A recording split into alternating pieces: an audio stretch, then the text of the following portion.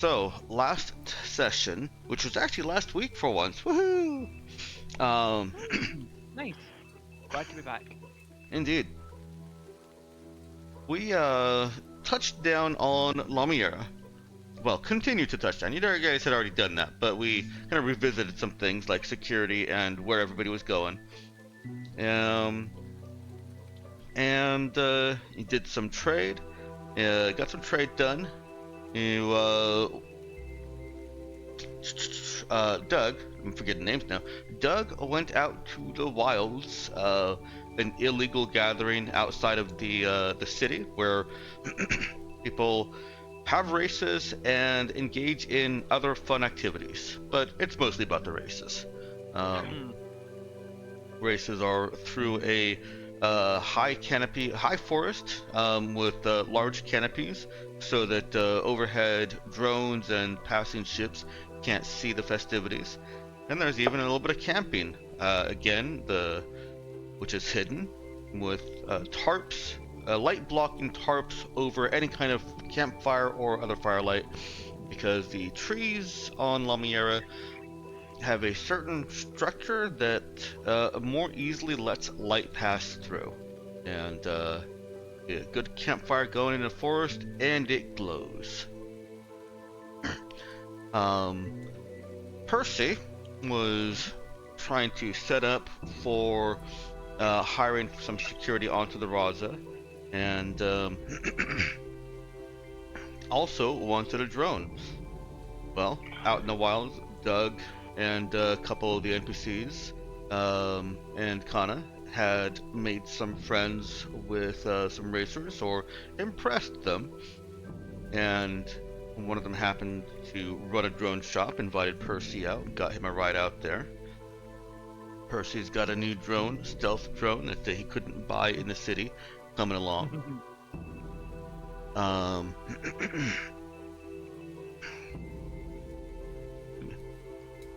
And I have to admit at this point that I did not listen to the last stream before our game today, so I'm going to miss a few details. I know that there was an important event at the end. Percy went back into his Memories, yeah. his memories, yeah, to his QED. He found out that his core memory, his dominant memory, had changed as he kind of struggled with and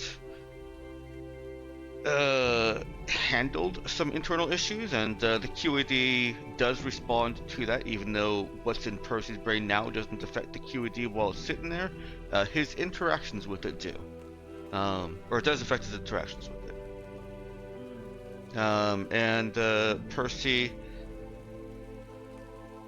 Let's see, why don't you remind us more about what Percy came out of that QED with?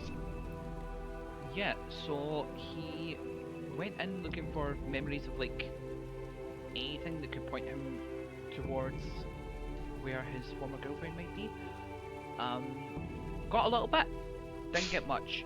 Mostly got a memory of a time when he tried to assassinate Trail as a teenager and failed and got shot for it. That's right. He he specifically wanted to know if they had moved out of the city because of him, or if that's just how they lived, and the memory was that was just how they lived.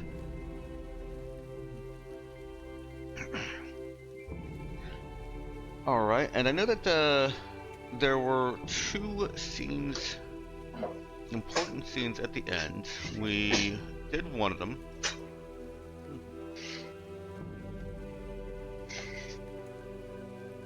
Where's my map?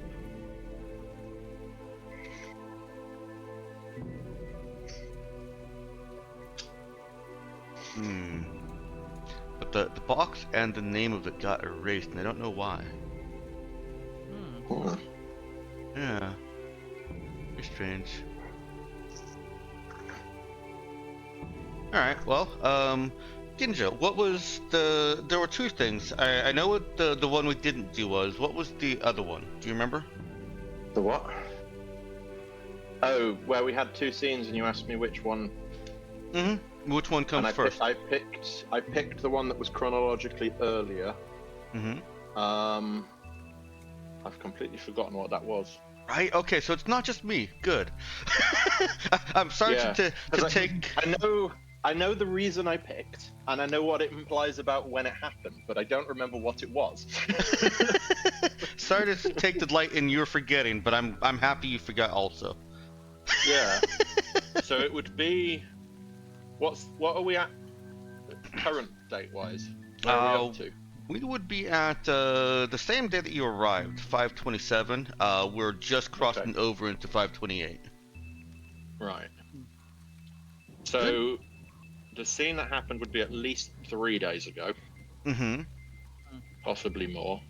But I don't remember exactly. Oh, that's what prompted the QED. You talked to Percy about the information. Right. We didn't It forget. was that one. We didn't forget. Yes. That was talking to Percy about that, and that's part of what got him to go back in, right?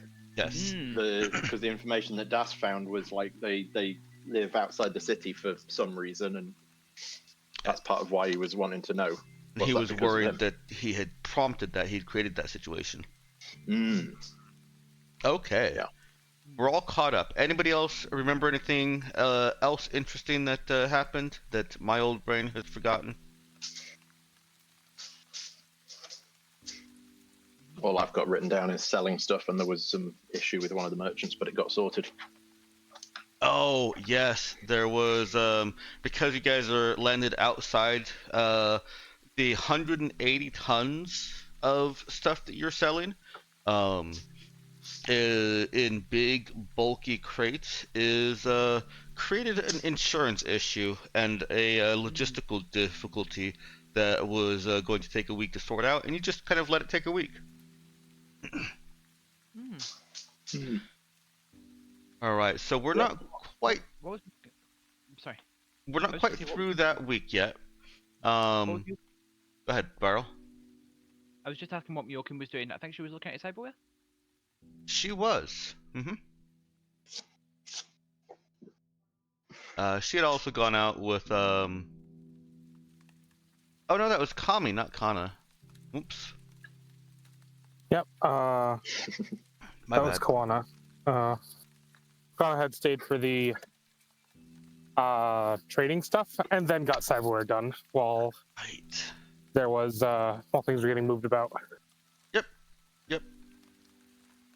Cool. Oh, and Das, don't forget, Das actually talked down a brewing incident with the traders. People coming to pick up their stuff. Yeah. Alright, let's go ahead go into frame.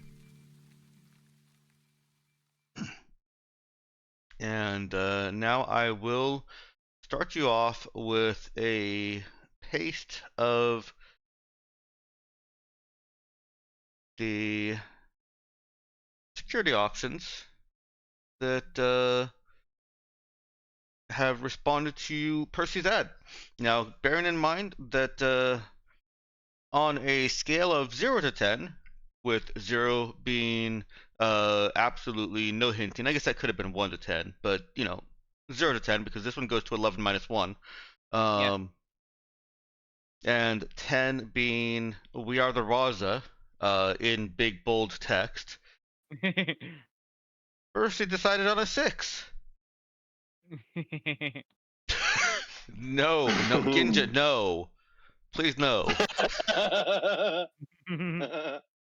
Why? You know why. Oh dear. Yeah. Oh dear. Oh dear. And there you go. You did say that you wanted some options for security teams, so we're going to start with that, and then we'll go retroactive a little bit to Ginja's other event. And then, on with Jackal's blessing, we're going to have that meeting with Zoe. So, you're responses did field 2 potential teams that would be hired as a team. Star Sentinels and the Void Scorpions. They're both based in Lumiere, and they are both in flexible contracts or not in a contract at all. So neither of them would have to actually be breaking their contract to join you. I will say just. Sorry, finish talking. No, go ahead. I was gonna give my thoughts. At a glance, Star Sentinels are kind of not super exciting. Void Scorpions look interesting. Like we don't have a background on the groups, but the Void Scorpions seem to be better equipped mercenaries anyway, and they have combat androids, which could be interesting. I am also interested in Bodhi Second because she's bro. And she's quite okay mentality as well, like just the whole strength thing. Julia, I think, is probably we get into enough danger, but like there are long periods of whatever, and delicate is not really what we do that much. I don't think this would be quite her kind of environment. I see potential comedy with Ephraim being introduced to Shadow. Yeah. And Titus and Decimus, whatever. Okay. So basically, I'm leaning towards either Void Scorpions or Bodhi and Ephraim. All right. And Put on 6, didn't we? Well, you had said how many you wanted to hire, but I'm not holding you strictly to that. Yeah. Yeah. But I was gonna say the Void Scorpions is 4, right? Yeah, it's 4. And then if we're going for 6, then Or Vada Mason. and Ephraim That's would true. make that 6. That's true. That would do it. I'd be amenable to that. How do we feel about that? I know we were going for 4, but how do we feel about 6? Or even I just thought we- 5? I thought we were going for 6. Maybe. Oh wait, maybe you said. Yeah, I said actually no, let's do 4. Yeah, it was 4, and I like, said that I was we going could- to list right. more so that you'd have Yeah. choices, and the rest would Yeah. just be. Right. Yeah. I'm the one that said 6. Yeah, you Yeah. were saying, Yeah. you thought I said hiring 6 when I meant 6 overall, so hiring 4. Yeah. I think that's probably more or less what Percy would be like. He would be looking at the Void Scorpions team and going, on paper, this is probably the best idea. And then he would be looking at Ephraim and Bodhi and going, however. However, there could be more. He's wondering what the budget is like. The Actually, budget's pretty good after our trade trip. I think I would check in actually. Like, hey, so there's this really promising tier 4, but there's also a couple of promising individuals. Yeah, how far were we from the next maintenance for the Raza? Because we just got the maintenance done, right? Yeah. It wasn't too long ago. Let me put you over on the March screen. For the next maintenance, so we've got probably a lot of. I think we should have plenty of ship funds to burn. I believe I put on the ship what your when your last maintenance was. Yeah. I did not. And how much is the maintenance anyway? 450,000. I did put that in. 450. Yeah. So we're sitting on 900,000. Yeah, we've got enough money for a year of maintenance. So we don't necessarily got, need all at once. Like we've got the money for the next maintenance anyway, and then a lot more. Okay. So yeah, I think we can afford. Like all together, probably what we're looking at most 500 a month, which would be like what 3,000 per maintenance, effectively. If we're just putting it at the same time scale. Yeah. Oh, remember those costs are per day. I did say per month there. Right. Yeah, no, those are per day. Right. My bad. Let me just fix that real quick. Yeah, 250 and 320 per month would be. Maintenance is 6 months. Your current crew costs are 33,600 a month. Yeah. And that one actually is per month. The Void Scorpions, that 320 is a bit under 60,000 per maintenance. Okay, that's about 10,000 a month. Okay, so maintenance every 6 months. So it's like, So they are about a third. They are about 3 times as much as our current crew budget per month. No, they're about a third of your current crew budget. Yeah. Wasn't it?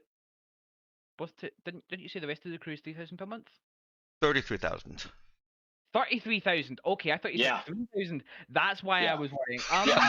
So the Void Scorpions is a third of our crew again. Okay. And to be clear, combat like individuals tend to be more expensive because life on the Yeah, line. because combat. Yeah. Nox has also raised an excellent point in text chat for the viewers at home about Bodhi maybe not being a good fit because she respects strength and strong captain, and our strong captain is trying to kill us right now. Yeah, that might be a Yeah. knows the Raza, knows that Portia Lynn is the captain, but yeah, like actually no. So maybe not a great idea. Yeah. Yeah. With that in mind, I feel like we can probably assume that Mio can text that to Percy or something when he's telling people about the candidates, and Percy's like, "Oh shit, you're right." Julia Cross, I still feel is kind of like sensitive, dangerous situations. Also, kind of straightforward, dangerous situations, and like I say, we have big chunks of not danger in between. I just don't. Counterpoint: we could change to be in more dangerous situations.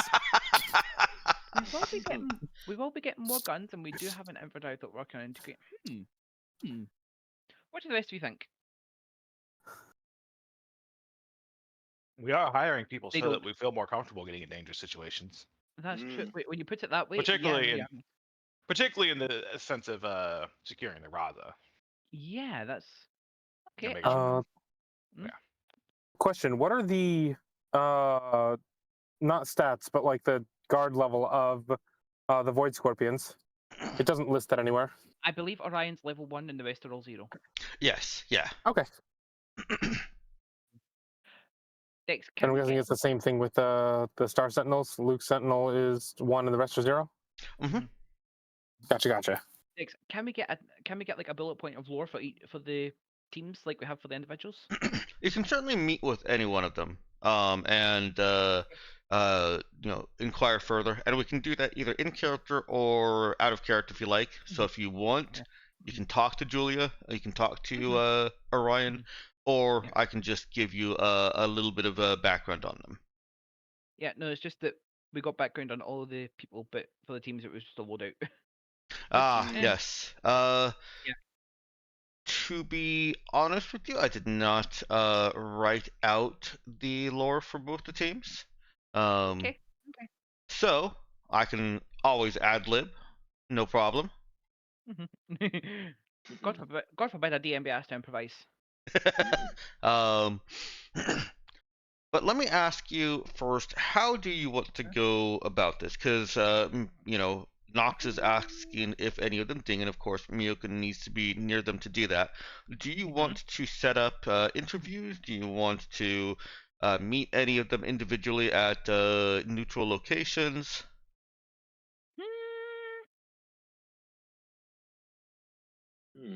So if we're okay with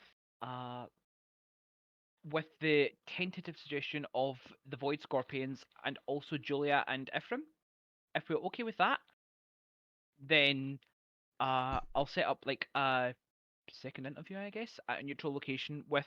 Do we think I should do all 3 of them separately again, or do you think I should do it as a group? Like, okay, I'm bringing you back here to see. Like, do you think you get along? Like, do you get along with each other? I think it's worth doing the sort of do you get along with each other? It probably shouldn't be the first time we meet them. I thought I already did once. So I'm thinking the initial thing should be just obviously Void Scorpions all together, but the 3 sort of individuals or groups separately. I totally agree that the first meeting should be like, and not all together. But I thought I had done all the first individual meetings, and that's where I got this list from.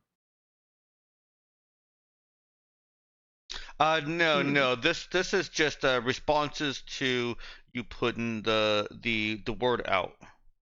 Okay. Hmm. And a little bit of in the background research into who they are. Basically, they sent you a little bit, um,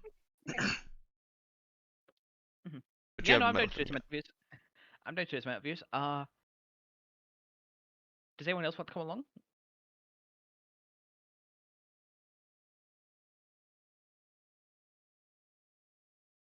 All right, it's just you. That sounds Sorry, I like feed a my cats, no. but Doug will be there. Okay. Okay. Okay. Hmm.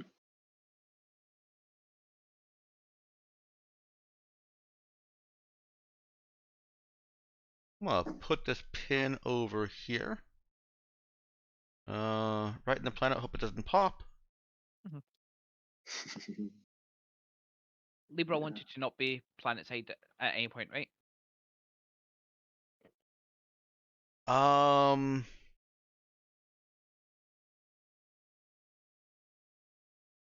Hmm. I can't remember if I said that she wouldn't. Oh, thank you for boxing that for me. You got it. I was having difficulty with the pin, and then the pin changed the color of my line, and then I wanted to change the little color of my line back. You're probably thinking of Astos, where Perimeter Mm. has a heavy presence. Sure, but I thought it was a Yeah. planet as well. No, Perimeter definitely has no presence here. If there are any Perimeter agents here, they're on vacation. Okay. In that case, well, it's a non-zero risk that sounds suspiciously like foreshadowing. I'm gonna say to Libra, hey, I'm doing interviews for some possible new security staff. You want to tag along and get the feel from yourself? Did you say Libra and Asta? Just Libra. Oh, nah, just Libra. She's head of security. Yeah. Um, she says yes. Mhm. All right. Kana is obviously there to check if they ding, right? Yeah. I'm actually. Yeah, we should know. Yeah, no, what I was gonna say was I'm actually wondering whether Doug should also be there, because like Kana could be milling about nearby inconspicuously to just see if she gets a ding off them, but like 3-1, potentially 4-1 is a lot to outnumber the interviewee by. Yeah. I know, if you want to come anyway, I'm not gonna stop you.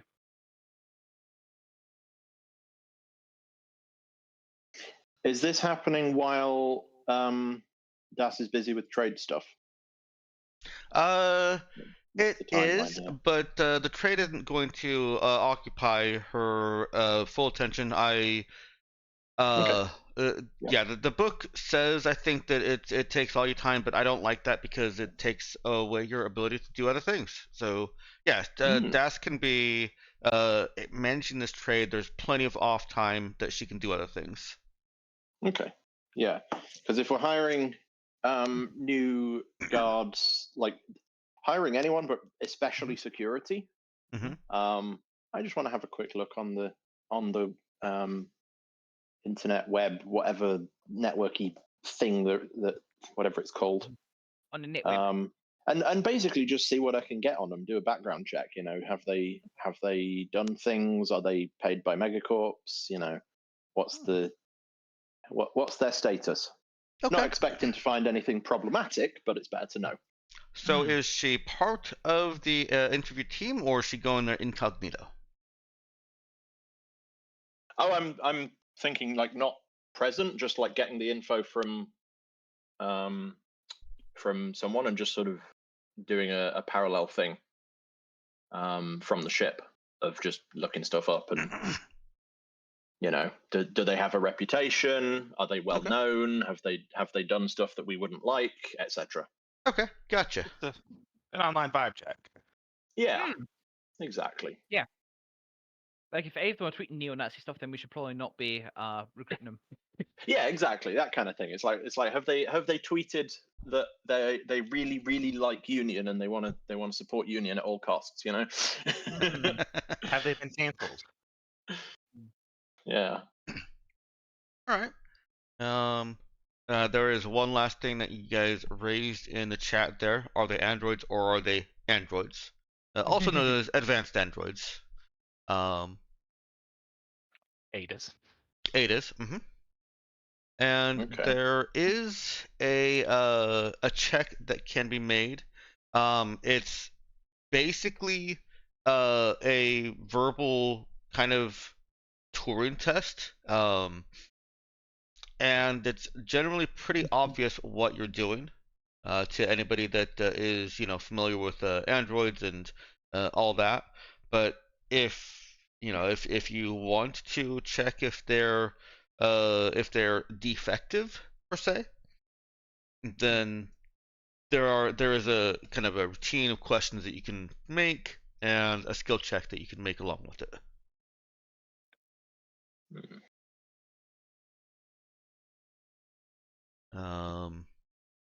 I think we can cross. I think we can cross that road later. Okay. Yeah, I thought Personally. if they're an above board outfit, which they're passing off as, then I expect them to be, functional.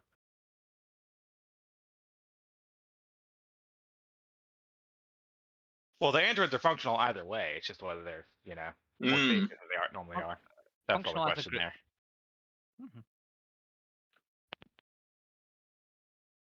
Alright. I'll paste this just real quick. Oh gosh, this is why I always ask ChatGPT to format it for Discord for me because no line breaks. Yeah, do one more edit to that. There we go. I should actually probably put that in the rules channel. Let's do that.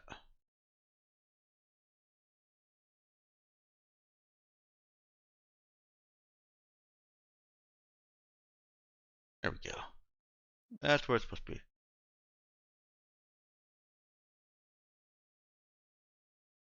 Remind me what ADA stands for? Advanced Android. It's literally just the AD from Advanced and A from Android. Yeah.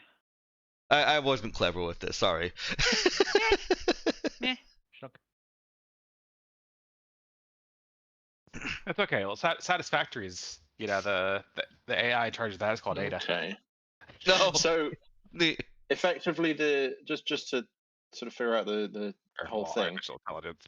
Android would be obvious, and that's the sort of non-sapient thing.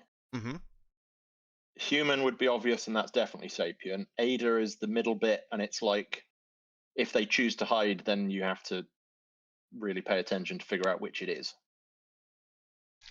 Yes, Is that right? yeah. With just one correction on the Android being obvious, it's only obvious when you the social androids are only obvious when you try to discern it. But if right, yeah, it's like if you're paying attention, you can fairly easily tell, but the Ada you have to really try. Yeah, paying attention and asking specific questions or engaging in a specific interaction. You're basically trying to, logic break it. As the meme goes, this statement is false. That specifically doesn't work, but it's along those lines.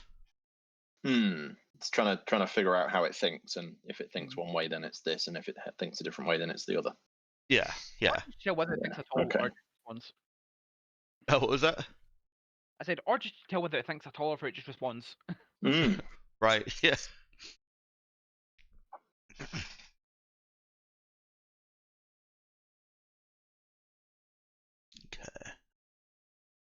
So yeah, the server at the cafe serving you drink, you might never know is an Android because they're supposed to blend in. But if you suspect it and you ask a set of pointed questions or interact in a way that would reveal its nature, then it becomes obvious. I will still make you roll, however, because if I only make you roll for Adas, then it's obvious. Yes. Yes. Yeah. So we'd still roll, but then we might get the information even on a 2. Yes. So as long as you don't have negative modifiers and nat ones, then you're fine.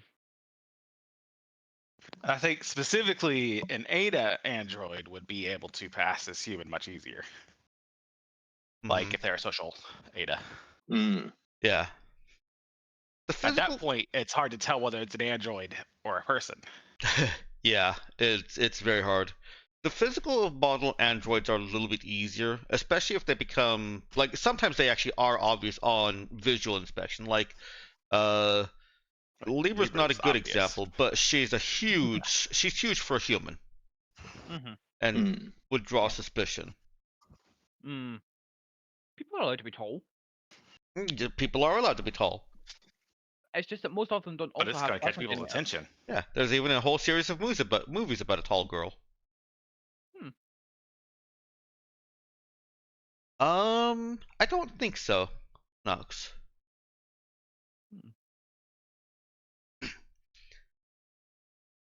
All right, so that's where we are with the androids. I'm gonna delete this out of discussion now. It is still in Actually, instead of just deleting it, I'll just link to the rules.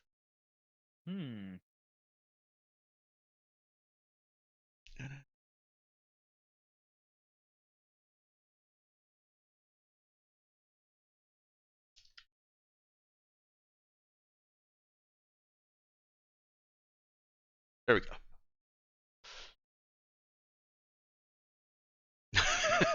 No, there's a movie that is just flat out called Tall Girl, and then there's a sequel, and I think a third one. It's about a very tall girl in school, in high school. Is she 50 feet tall, or? Yeah, she's like 6 feet tall. 60 feet. Right, yeah, no, so it was my title, got it. All right. So I believe I sent us spiraling off track a little bit. What did you decide on the hiring? I know that we've got an interview table. Did you decide on bringing them all at once and letting them fight it out, or? Oh no, not for the first interview. God no. Okay. All right. And do you want to? I heard you mention the Void Scorpions, Julia, and Ephraim. Correct. Who do you want to do first? Let's get the Void Scorpions out of the way. Okay. Like they come as a package deal. If we're happy with that, then that might color how we interact with the others. Sure.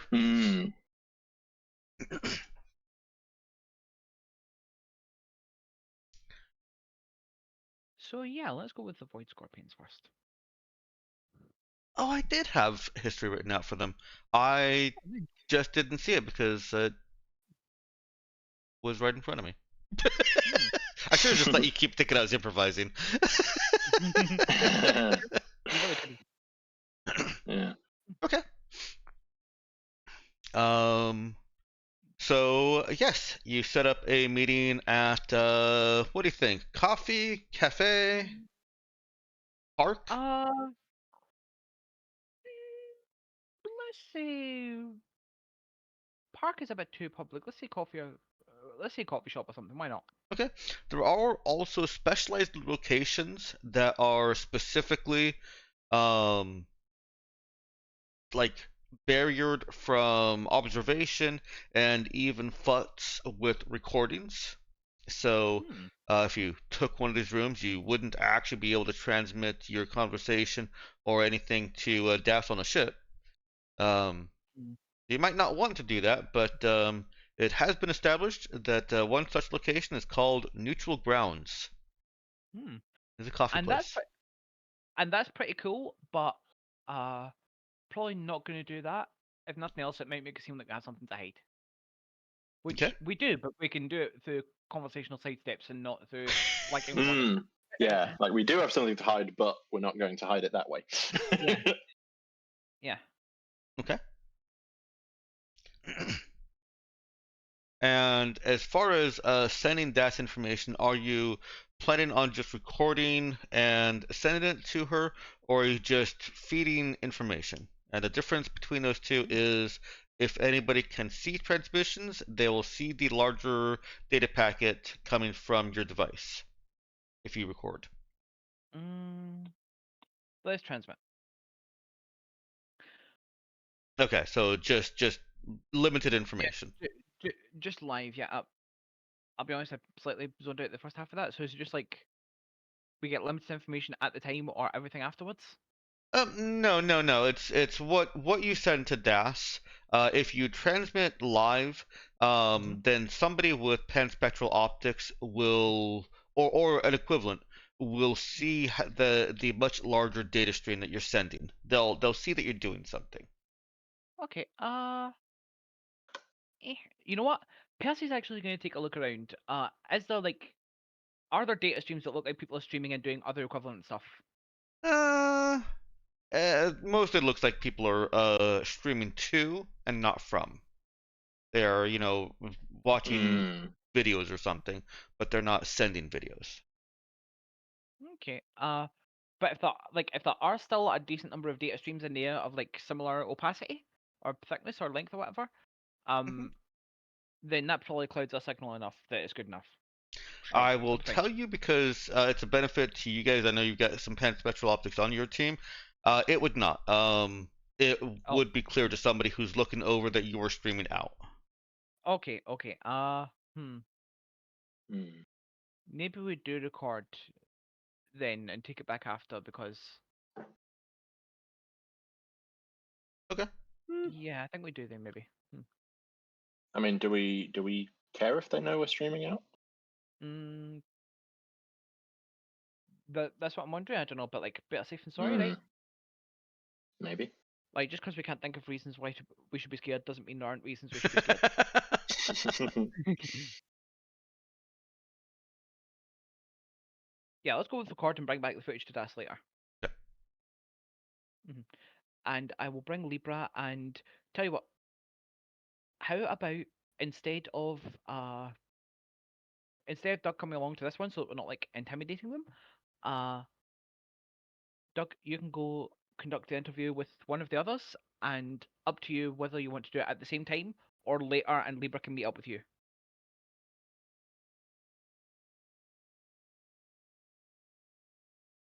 Yeah, okay. Sorry, do you mind repeating that? I lost focus halfway through the sentence. Yeah. Wait, halfway through the sentence or halfway through the conversation? Not important. Yeah, so basically, if you're not coming along to this interview to prevent from like intimidating them with them, that's less of a worry with these people. But like yeah, later on, I'm not. Are you saying I'm intimidating? I'm saying that 3-on-1 is intimidating, but that's no longer the case because you're it's 4 and 3. But the point is like when we're doing solo interviews, if you skip out on one of the interviews that Percy does with Libra, then you can interview the other person either alone or Libra can go join you after she's done with Percy. Yeah, sure. I'll interview with Libra. Cool, we'll split up then. But first of all, let's convene and talk to the Void Scorpions. Okay. All 3 of us.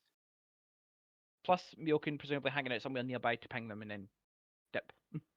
Alright, so Myokin is nearby. We'll just put her behind. Yeah. That. Turn her right side up because she is now right side up. She could be hanging from the rafters, we don't know. She could. I believe she actually could do that. I believe it is a ninja of some sort. Alright. So, yeah, the 3 of you convene with Kana hanging out nearby to just check pig inch.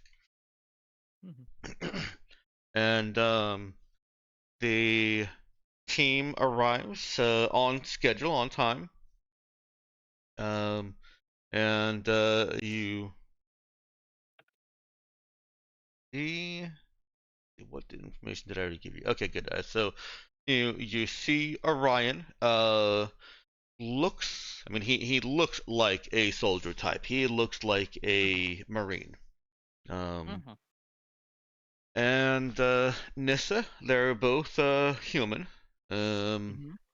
Which shouldn't really need to be called out, but you were looking at body the second. Yeah. Not body the second. Body second of Hamlet. Yeah. And Nissa just kind of has she has a observant manner about her. And you recognize the two androids because you got from the from their communique that they're both named Kevin, and you see two men following them by that look identical. They go by Kevin 7 and Kevin 11. No, they both go by Kevin. Hmm.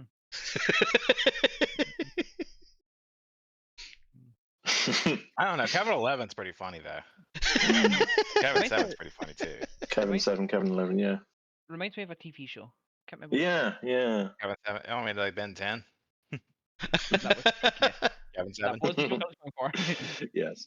Not to mention 7-Eleven. True. Cartoon Network, no. Oh. Oh no. Oh, Yeah. was that from Ben 10? Oh Or dear. was that from Yeah, something well, else? I knew there was another character in Ben 10 that had like something 11 as a name. I just didn't remember what. Apparently, it's Kevin. Well, Orion and Nissa I sit. know it was Kevin 11. Yeah. Not Kevin 11. But he was in Ben 10. Ah. And I guess he did. I guess at some point he did get called Kevin 11. Okay. Yeah. But his actual name was Kevin 11. It was already there. Okay, so this is like Kevin 11, separate from Kevin 11, who calls himself Kevin 11. It's actually K7 and K11. There we go. See, we can call you K. K and Kevin. No, we can't. We can't do that. But you know what I mean. Dear. So Orion and Nissa sit down, greet you, formalities and all that. The two Kevins just kind of take a standing position behind them, non-threatening, just hands folded up in front of them.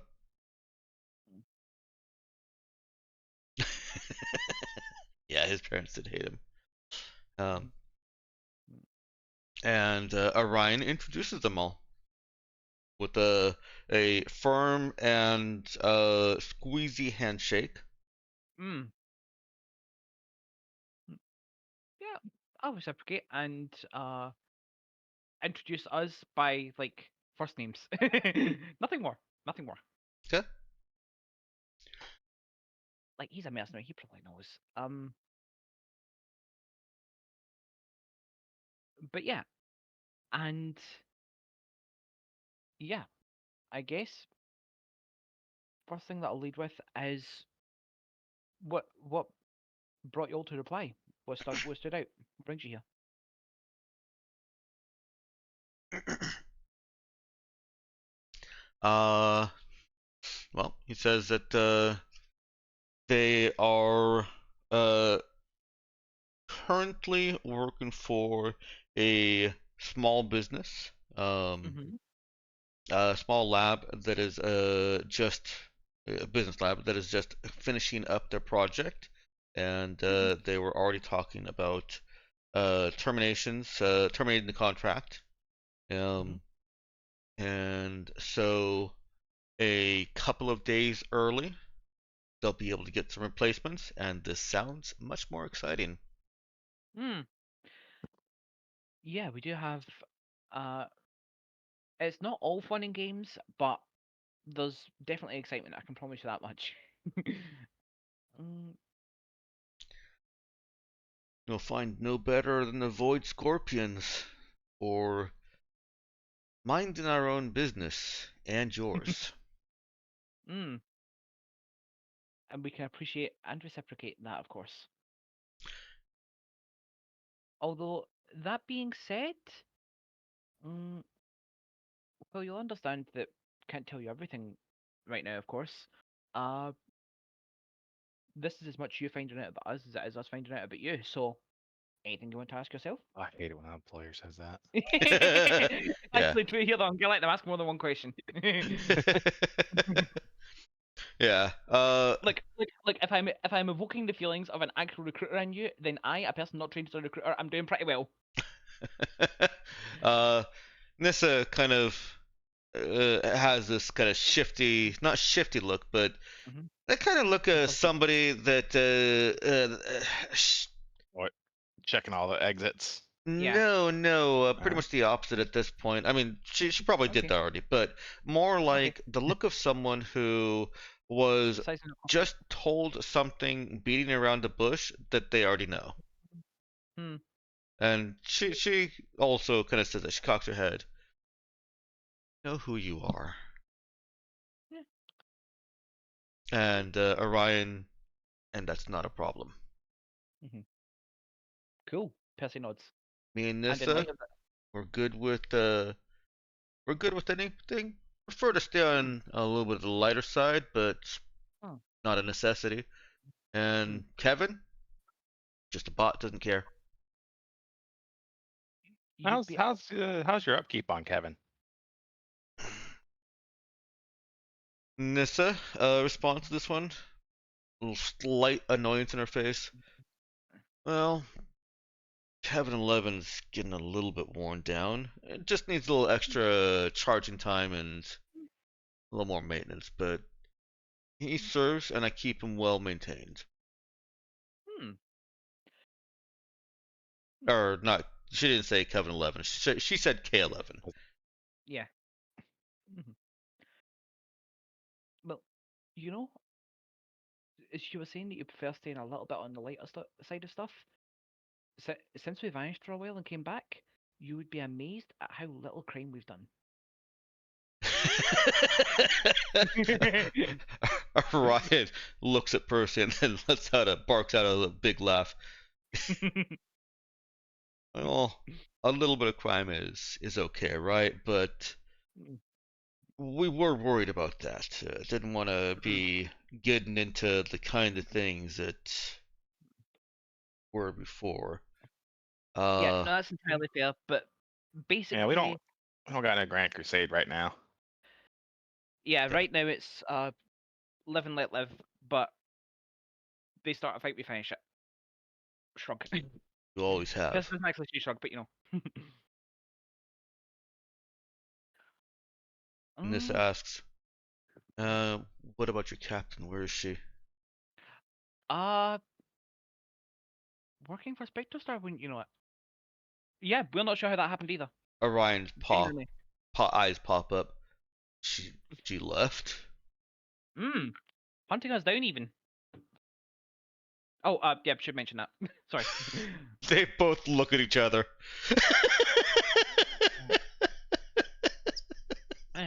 We'd suck to bring you into something like this without letting you know beforehand. If that changes your answer, I'll understand. And this certainly adds a challenging element. For what it's worth, even with the resources of Star at her disposal, she's yet to come close. We're doing a pretty damn good job of staying undetected. Still absolutely jinxed it. Oh, go ahead, Doug. Oh no. Well, I'll just say, yeah, you've absolutely jinxed it. Yeah. I'm trying, okay? I'm trying. This actually comes from Orion. Says, you still got the ship though, right? Oh, absolutely. And she looks at him like the look of like, we already researched that. We know that.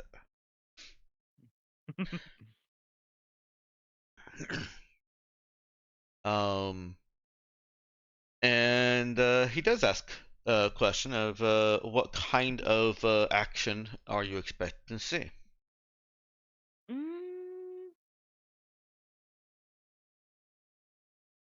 Out of character, what's a good answer for this? I've been kind of fumbling this conversation a little bit. I was gonna say, I mean, might be a couple slavers.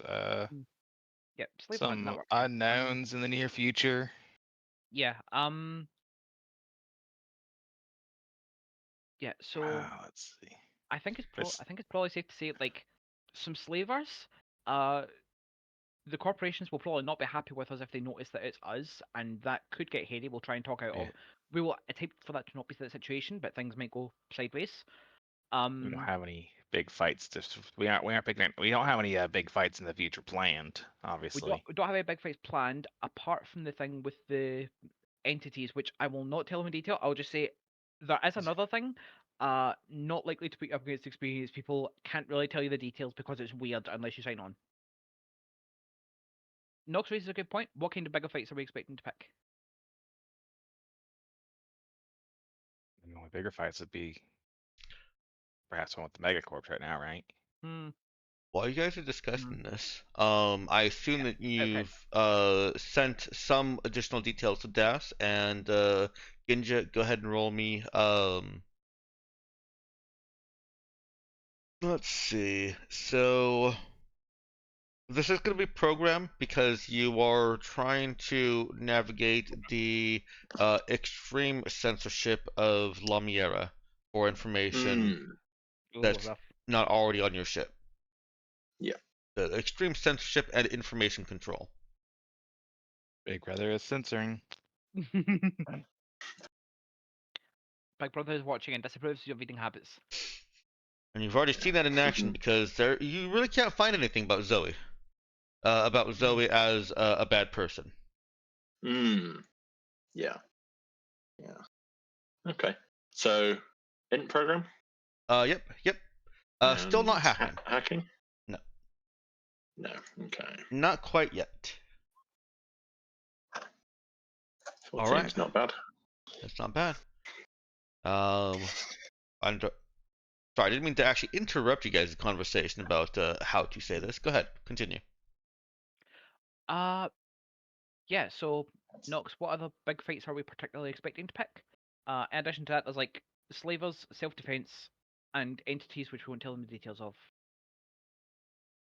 But like, are we planning on going back to piracy?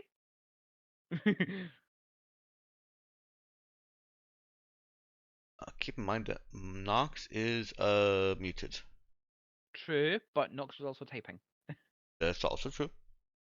Yeah. Okay. Welcome back. Welcome back. So, yeah, what kind of bigger fights are we expecting to pick? Because I don't remember. Well, the other place we're going was Aldrima, but that's Fuck knows what kind of still marine. kind of strong unknown. So far as I'm aware, we're not going there to pick a fight, but Yeah.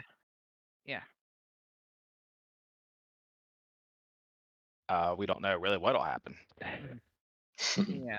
We could tell them that's where we're. Should we tell them that's where we're planning on going next? Like, what if they decide not to and then hypothetically report us? They probably wouldn't appreciate us doing that in case we that, probably no. I think that'd be after sign on, after we're off planet. Piracy hole. Yeah. Yeah. Yeah, it's like we may not be actively targeting the megacorps, but like we're definitely not pro megacorp. Yeah.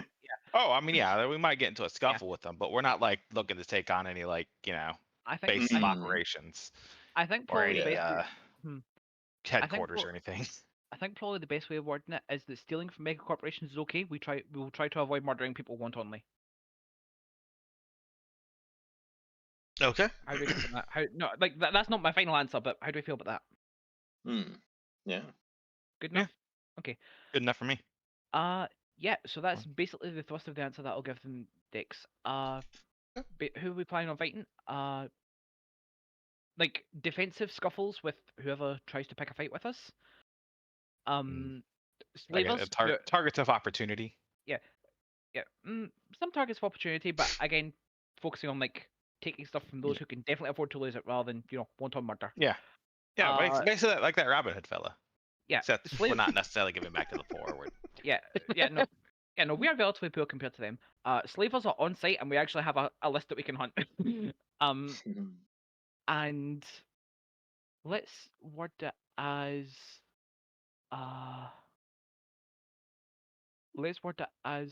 there is.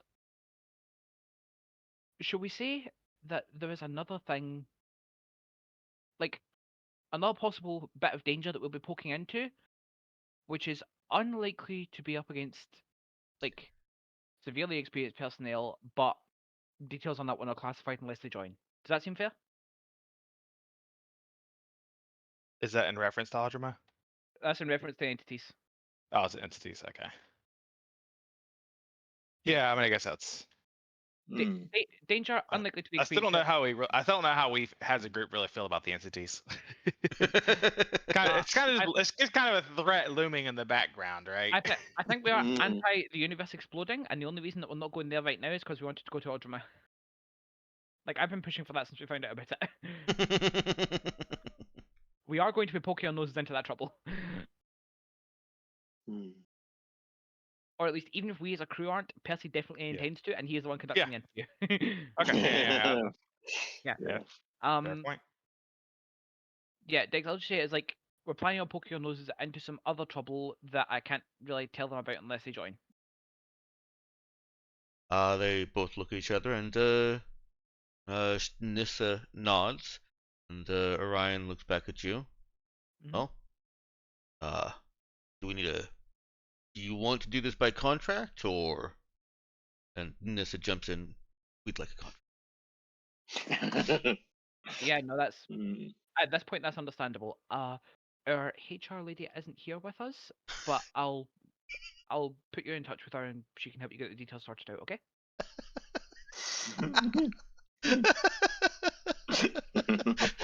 Yeah, our HR is currently off getting in trouble. Off screen.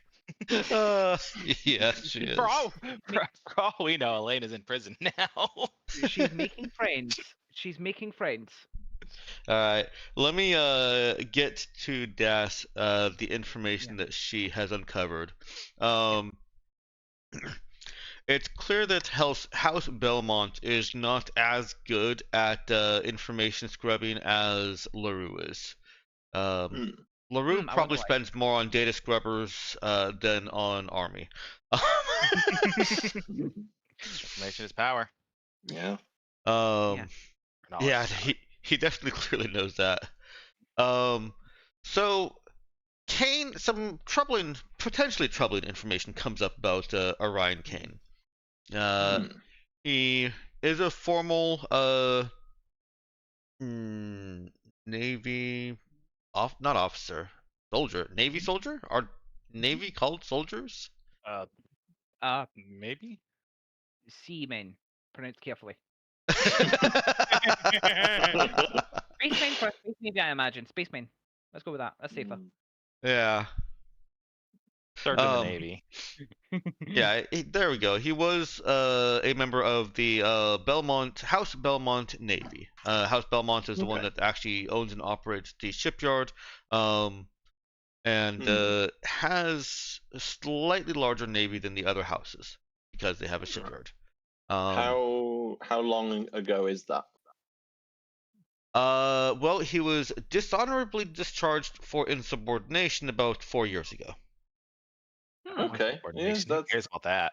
Yeah, like that. That was probably. We're just gonna assume that was because he was asked something unreasonable. Yeah, I mean, I would definitely be forwarding all the relevant information over to Percy to do the actual sort of, is this right? But from my perspective, that seems all right. Yeah. When I guess we could ask about the circumstances behind it. Yeah. Yeah. Basically, Das would find the information and pass it over to Percy, and then if Percy wants to ask questions or just look at it, whatever, Yeah. Percy will glance at it when the two of them are talking to each other, and then I'm not sure how exactly I'll work it into conversation. I don't want. It's it's not. Just kind of bringing up. It's like so we found out this little bit here. It's not a deal breaker, but it's just like Doug, no. Doug, no. Pause. Huh? Huh? I think we probably word that as just give him a little nudge, see if he wants to volunteer the information. Just a nudge along the lines of, can you tell us a little bit about some of the work you've done before, or something like that? I don't know, like what have you been doing for the past few years? Okay. I didn't want to interrupt you, but there was this other piece of information here. He was a boarding specialist. Nice. Okay. Yeah. Well, not necessarily boarding specialist, but he was in the boarding unit, so that's where his training is. And he tells you that he was a service member in the Belmont Navy. Service member, that's the word I'm looking for. Yes. and that he was trained as and underwent rigorous drills in boarding actions, but there was never any actual action. It was all drills. All the pirate confrontations, the few pirate confrontations that he got into in Lamiera were generally handled through overwhelming firepower, or the threat of overwhelming firepower more specifically. And know that mid. while he did get to board some ships, there was never any resistance on his missions. He does express a little bit of regret that he knew others who had gotten some action. Seems a little weird to be disappointed about that. No, it makes sense. All right, I forgot who I was with. Yep. So what happened? Did you just finish your service term and move on to private work then? Yeah, just found a need with private merchants who, private traders who don't have a dozen ships as backup, and we just started booking contracts on those ships. The last one happened to plant down and buy a building for some research. Asked us to stay on. That's why we're still here. Percy is just very steadily making eye contact without blinking as he's telling this. Dog, say something quick. Out of character. Dog, say something quickly. Close the conversation. Like, yeah, Doug carries the conversation a little longer. Yeah, but like Percy is just very, very pointedly watching his eyes. I get the feel. I get the feeling. I can't know for sure, but I get the feeling that Nisa is the kind of person that would pick up on that. Nisa. You're trying to convey non-verbally that you don't believe him, right? Or that you believe he's leaving something out. Yeah, just like a sort of really? Look. And as much as looking at someone can be conveyed as really? But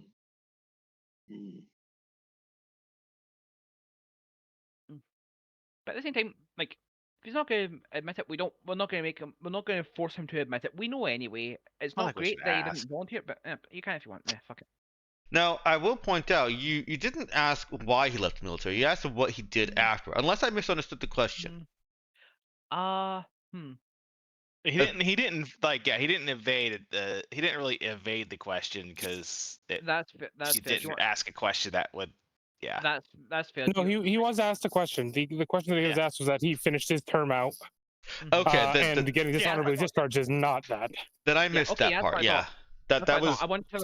I wanted to just maybe misunderstood it, but yeah, I was like, so what happened after? Did you finish your term and decide to move on? Okay, that was my misunderstanding, but I'm going to stick by his answer. Okay. Well, he is evading, so he is somewhat evading it. I think that it is at this point that Myokin would stand up and say, "Excuse me, none of them," and then walk out.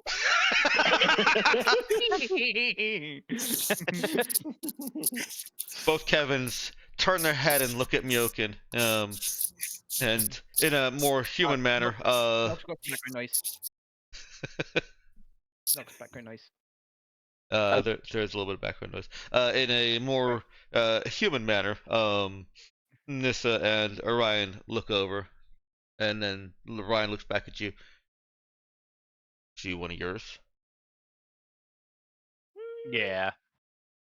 And as much as you can say that someone belongs to It'd be really weird if she was in the room and she wasn't. Oh, come on, you had to give it away, didn't you? Yep. I'm not gonna freak out about it.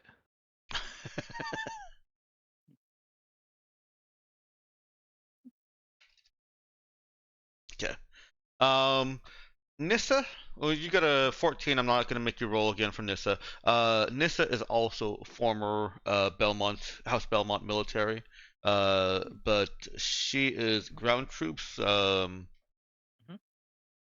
Let's see, sniper and recon specialist. Oh, nice. Do we know whether she was Do we know whether she was dishonorably discharged? Nothing like that came up. In fact, she was actually easier to find than Orion because the dishonorable discharge was difficult to find.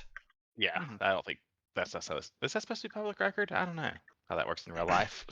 I don't think it's normally public record. Anything that you find about it would be like, some news outlet calling him dishonorably discharged or something or other, and that kind of stuff has largely gotten erased. But Das was able to filter her searches to avoid certain keywords.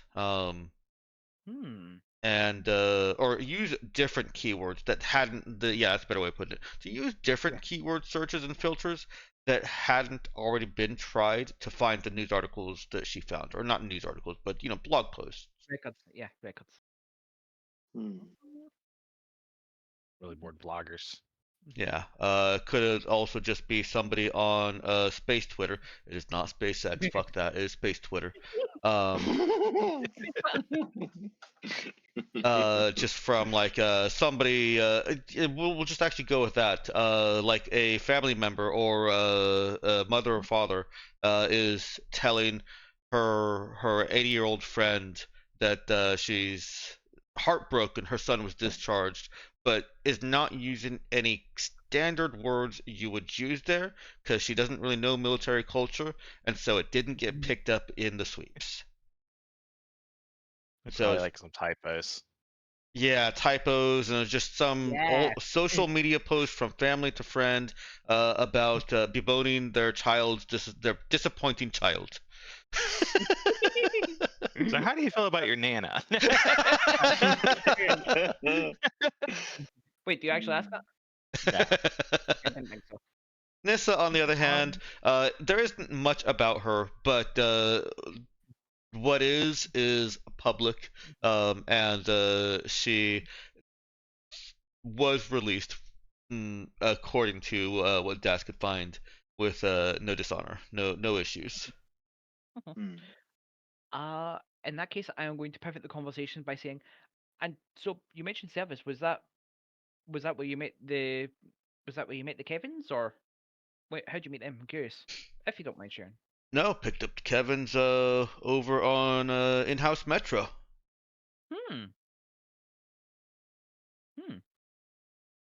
They were just in a shop with other androids, of course. And who doesn't want twin androids?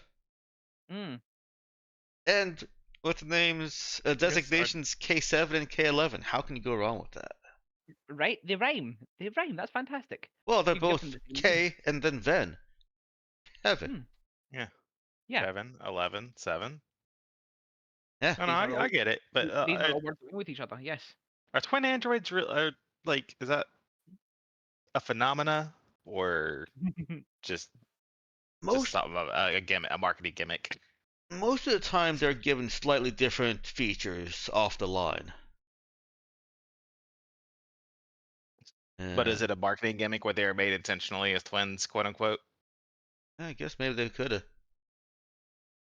Or it's just really cheap, where they just make that company just makes them all look the same. They do look remarkably and sell them as pairs. They do look remarkably similar. Oh, no, they were discounted because one of them, I can't remember which. You remember Nissa? She shrugs. No, they weren't supposed to look the same.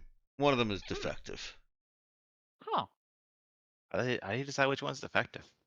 I mean, if he still gets the job done, I mean, K11 needs extra maintenance, so maybe probably that one. Yeah. If he still gets the job done, then how bad is it really? He shrugs.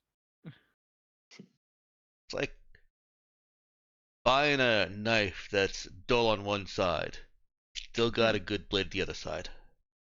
Exactly. Yeah.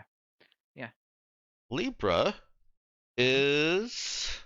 Somebody roll me a proficient skill check for her. Ginja or Nox, do you want to do it? I think Nox may be limited on board manipulation. So perhaps Ginja, you want to do it? I can do it.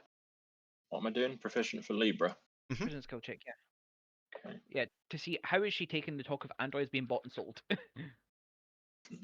And being called defective, Yes, that. which you've learned from Luna is how they describe it is a term that they use to describe androids with personality. Mm. Yeah. She has not given any normal outward display, but I will give any character present who has who's had good interactions with Libra a roll. Okay, Try and would- see past the artificial facial structure. would you allow notice charisma? I sure would. Hell yeah. Finally, I get to roll something with a +3 that's not shoot. Yeah. Why do I say anything? Yes. So if you can give me a flashback to an interaction with her where just basically explain how this is a success, what background, what encounter or interaction has Percy had that kind of looks like a template for other interactions he's had. How do you mean? So, I'm looking for you to justify this being a success by showing us an interaction that Percy has had with Libra, and it's. I want to be clear that it's not just this one interaction that he's had, but that this interaction is kind of a preview or a an indication of how he typically interacts with her. Okay. I think then that I will go back to the time when Libra was reading that one philosophy book, and Percy, among other things, I remember talking about basically her personhood as an android and her worries about the whole perimeter thing and how she might turn on us at a point, and promising to help her and find some way that she doesn't need to worry about that anymore. And there was something else about Percy that we were talking about as well, but I don't remember. Yeah, it kind of became unimportant in the whole philosophy book thing, didn't it? Yeah.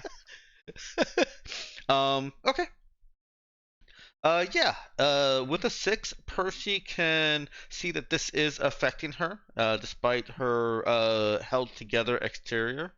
And can see the see or hear or sense or just thinks that the cameras in her eyes have focused on the Kevins for a brief moment.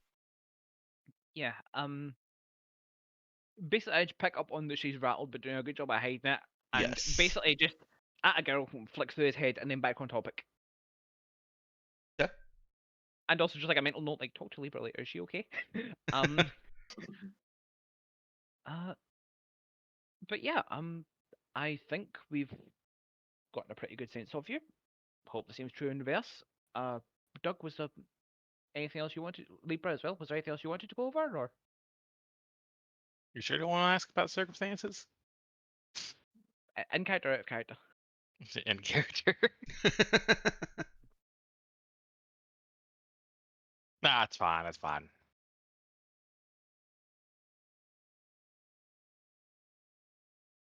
Libra, is there anything? No.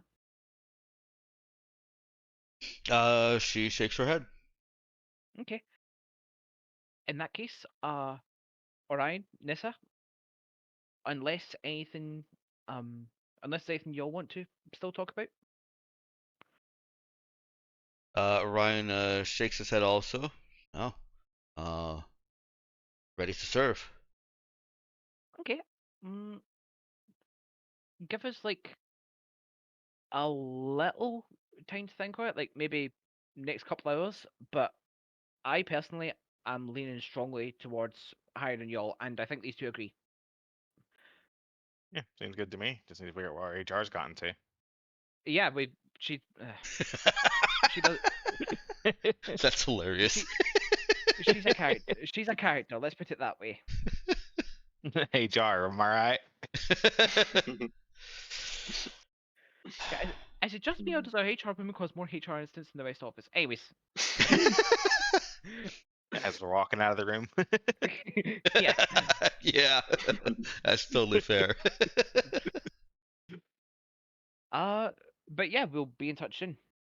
Yeah, they accept that and finish their drinks or whatever after you leave, and then they're on their way too. You exchange contact details, etc., etc. Yeah. Yeah, of course. I think we're professionals. That goes without saying. Totally didn't forget to do it. I actually thought that earlier and then forgot about it. But yeah, Percy will then text us with basically. Oh yeah, of course, Myokin. Nox, do you want to try unmuting?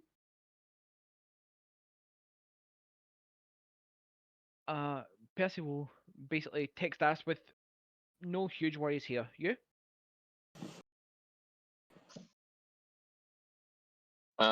Yeah, Dessa text back that like anything that came up, she would have sent immediately when it came up. So all good.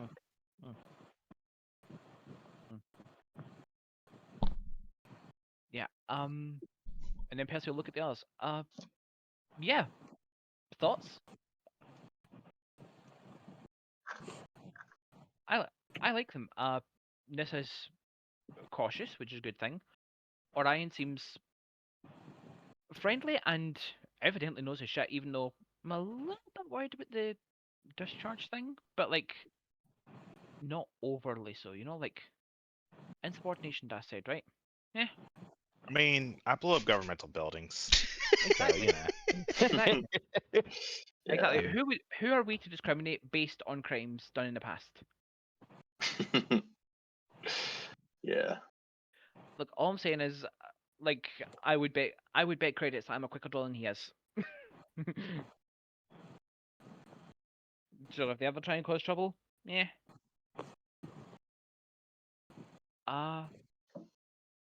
Yeah, and then as we're just heading off to whatever the next interviews are, Percy will actually motion to Libra to move a little bit away from the rest of the group, like just fall back a few steps. Okay. And just say quietly, you looked a bit rattled with the Kevin, some of the stuff they were saying. You okay? It troubles me anytime. Hang on. It troubles me anytime androids are called defective. Yeah, I can imagine why that's. Remind me, what is? I don't Like, know. Oh, go ahead. No, go on. This is your thing. I don't know if either of them are sapient, but I still feel like it is my responsibility to protect them. It does seem good to be sure before you treat them like trash, huh? We should hire this team just so that we can have Kevin and Kevin. That's exactly what I was about to say. It seems like you're going for. We can assess their circumstances. Yeah, and help encourage them to be treated better. Hopefully, on that regard, they're probably not even aware that Ada's exist. Much as I despise her, Luna may be quite valuable here. Out of character, why Luna in particular? Luna was QA for Spectre Star. Very specifically identifying defective androids and quote unquote sending them off. Yeah. It's just like I don't remember that being a thing. This is the first that I remember hearing of Libra despising Luna. Oh, Libra has kept it very quiet. Okay. I mean, it kind of makes sense though. Luna's job was more or less disposing of people like Libra. Androids like Libra. Yeah, that makes sense. It's a pretty understandable repercussion. Yeah, look at Libra. Wait, what? I have not let it affect my job performance. I mean, definitely not. I haven't noticed, so yeah.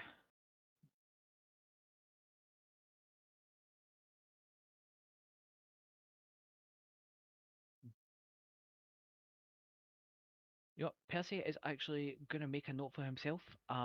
Do something nice for Libra because she goes through a lot and doesn't let it rattle her. Okay. Like a lot, a lot. I'm actually gonna add it to my character sheet.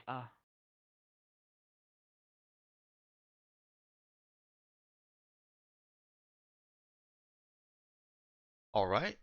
Do you want to do a full interview of Julia and Ephraim, or do you want to do an abbreviated one? I know that Doug was going to take Libra for those two and run them just him and Libra.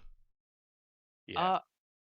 So what I was intended was that like I could take Libra for one and then hand her off to Oh, Doug, okay. and then two of them would do the other. But I'm fine with just abbreviating it all and just sort of slightly hand waving the how it goes. Sure. Fine with that.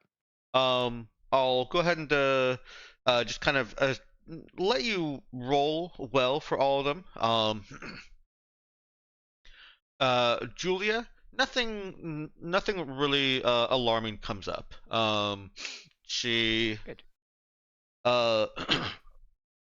she does currently have a job, but she can give a shortened leave of notice. Or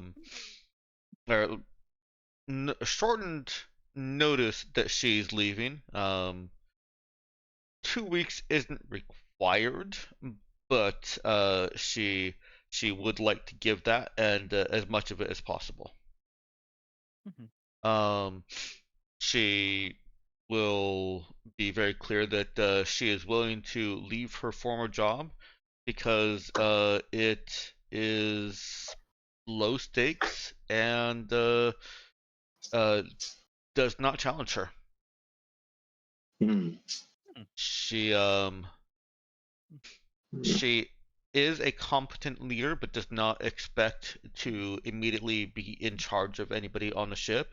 However, she says that she hopes to prove herself and be put into a position of leadership. Or promote into a position of leadership.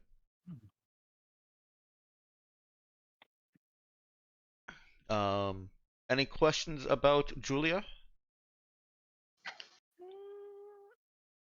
It's not a question, but I will sort of mention that we are stuck here for a week for trade anyway. So wanting to stay here for 2 weeks is not that far. It's even better than that. You're stuck here for a week in addition to the 3 days the trade normally takes. So. Oh right, so we're here for a week and a half anyway. So 2 weeks is not much extra really. Yeah, essentially. And I think we're 2 weeks from repairing our weapon. Well, I mean, Okay, I'm sure nothing will catch us in this time. Surely not. Yeah. And if it does, we have to face things eventually.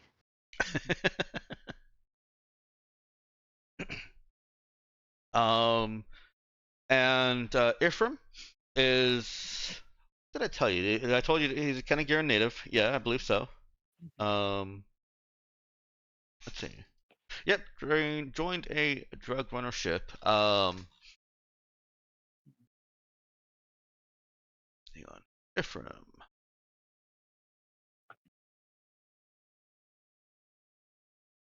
Where did Ephraim go? There's Ephraim. Ephraim is old.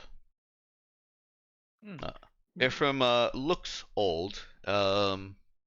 He's also, I think, the only one that has a token. How convenient. Okay. Which, of course, reveals to you that, yeah, he may be the one that you rolled. Can we see the token? Yeah, I'm looking for him. I think he got archived, so let's see. Ephraim. There's I wasn't gonna say anything, but I remember Ephraim.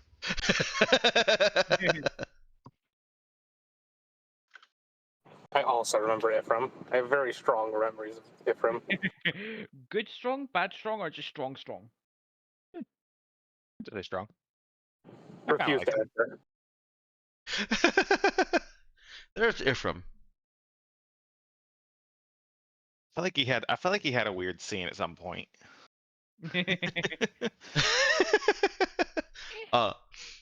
This one I will ask for a roll. Let's see. Be good for him.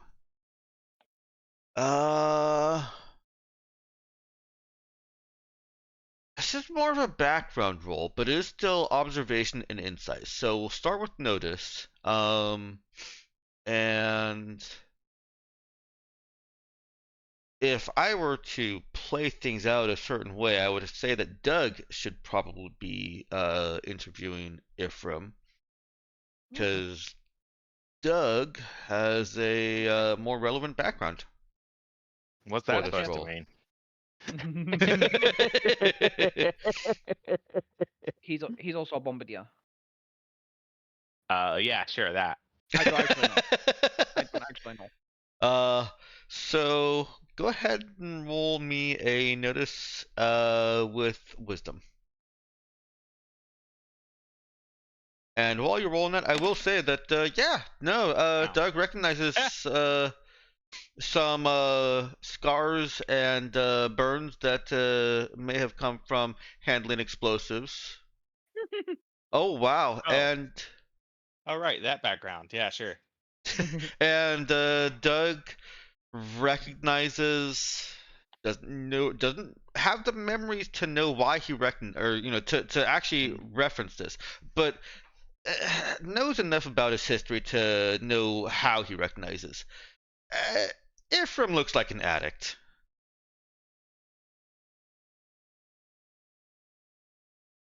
Or like he has been an addict in the past. Hmm. And by addict, I am referring specifically to drugs. Drugs.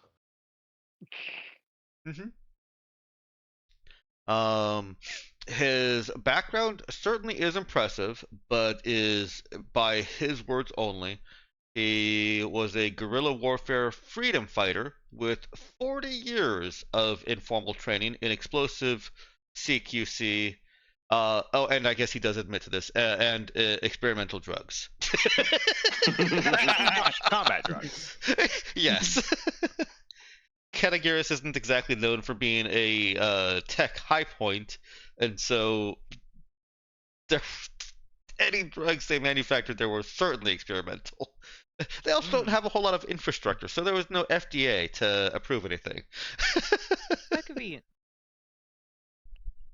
Not really convenient at all, actually. Not if you're the one testing the drugs. Does Doug call out any concerns about the experimental drugs, or that he sees signs of addiction? No, I'm cool with it. Okay. Well, we'll cross that bridge if we get there, if it causes issues, but obviously, you can never come. All right.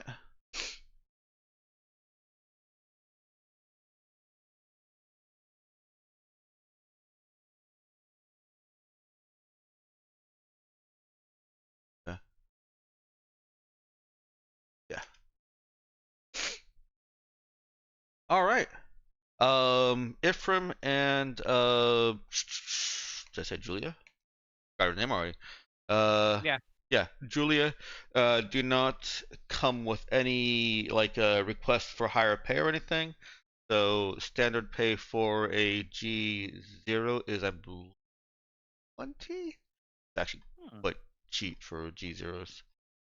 Oh, I've got a document open I can look at right now. All right, costs.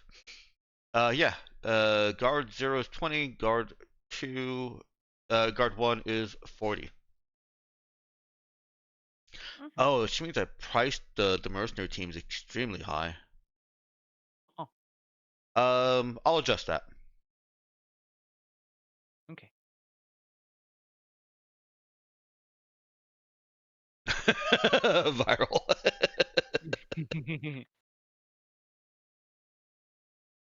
Yeah. I'll reduce the cost of the Void Scorpions to be more in line with what they should actually cost.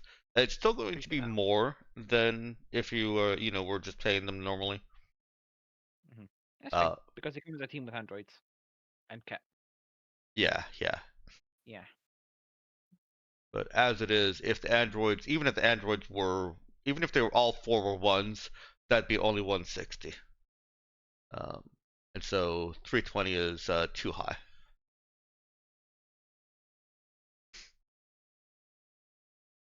All right. And do you send notice over to the Void Scorpions that you hire them? Has anyone else seen anything that alarms us?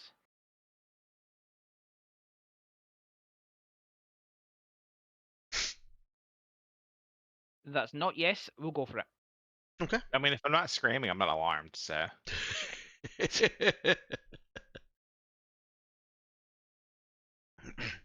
um. And Julia and Ephraim. Sure, why not? Okay. I feel like I should be putting more thought into it than sure why not, but also sure why not. Nah, you guys have you're trusting me as a GM to not screw you over, and I appreciate that. Yeah. It's a bad idea, but I appreciate it. I appreciate it because it's a bad idea. oh no, we're not trusting you. We're just trusting that whatever the consequences are will be funny or at least interesting. Fair enough. All right. And let's do Ginja's thing. Ginja had My a thing. scene with Das. I do. I have a thing. Mm-hmm. Yes. A little bit retroactive, or is this going in real time? It's going to be retroactive while we are in the spike drill on the way here, I believe. Okay. Because this would be the 25th. I think we were in metaspace at that point. Yes, you on would. the way or something. Yeah. Okay. Yeah. So I think Koana would be involved with cooking, which may be a bad idea, but whatever, we're doing it.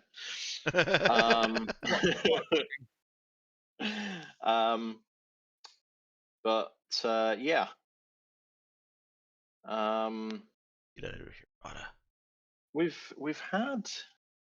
We've probably had enough of these that like it's not unusual to get for like everyone to get called over to the mess hall at once. Like with some notice. It's not just like, oh, everyone here now. It's like there's 8 hours or 24 hours or something before they'll be in the mess hall at about this time.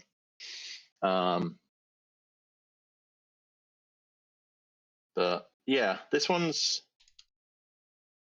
a bit of a weird one for Das. Because when you get there, it's not like it's clearly a birthday party.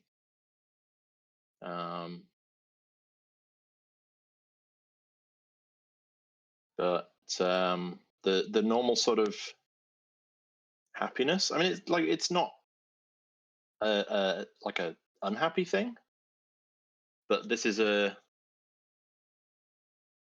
sort of an it's like having little confidence in the date being correct is I guess the best way to put it. It's the best date available, but there's very little confidence in it being the right one. This is Das's birthday party. But this is the date that came from Mercure. And yeah. Still not sure I believe that one. But better than nothing. Better to have a date than not to have one at all. So yeah. Just what's your birthday? Oh, it's not. I'm staying 15. 16, but yes. Yes, if I don't have a birthday, I'm just 16 forever, right? Sure, why not? That's how it works. Yeah. But yeah, it's kind of like happy but also unsure. And yeah. cake from Koana and all of that. Okay. Well, you know that Koana does everything she can to make it a certainly happy day. Yes. Which may or may not help. Depending. I think it does. Yeah. Okay. All right. I think it does. Yeah. It's. Yeah. I'll move Dash over to the uncertainly happy day there. Yeah. It's like it starts in a it's birthday party, but not sure it's birthday, and it ends with just like it's a party, just have fun. Okay. Koana makes a big appeal about how it doesn't matter if this is the right date. Koana is happy that Dash was born, and so that is what Koana is celebrating, is that Dash was born and is here and is her friend. Hmm. And has taught her how to make cake. Cool. Yes. Yeah, and it's an excuse to make cake, right? And it's an excuse to make cake. Actual cake, not like a cake, cake. And the rest of the crew there, of course, also. Remind me with these, do you make it mandatory? It's not mandatory. It's strongly recommended.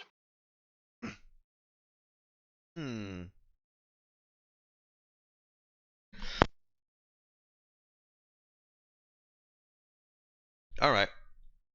Oh, sorry. Had to cough there for a moment. Hello. I'm gonna make a roll for Koana real quick. Getting my own advice, I can just double click on her. Shift double click.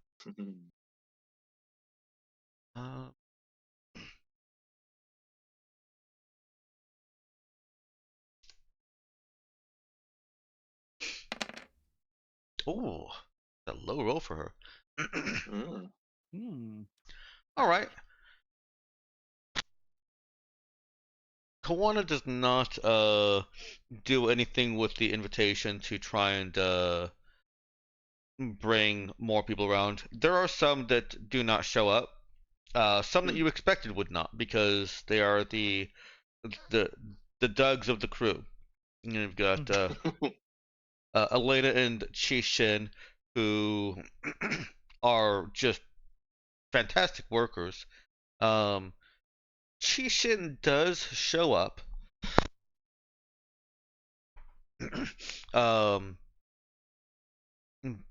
But she soon, pretty quickly after, goes back to her duties. Yeah. And to be fair, most of the people that are on shift and don't show up are people that haven't really had a whole lot of interaction with Das in the first place. Yeah. But other than that, everyone else shows up. TC's notwithstanding, you guys get to make your own decisions. Most of the time.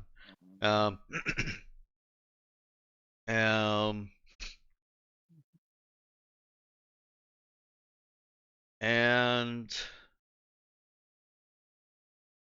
I would say that the general vibe is just that it goes well. Das is being included in the Koana cooking conversation. Those that have been around for some of these are warning the others who have not.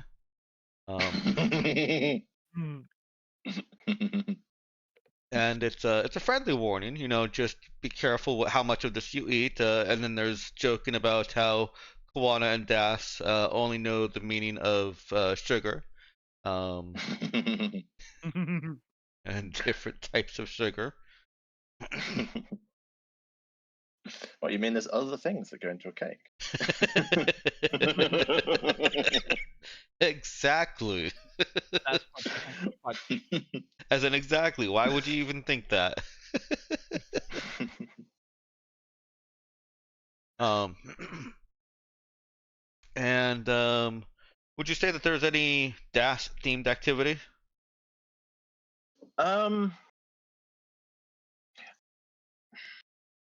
I don't know how it would be DAS themed, but not that DAS planned.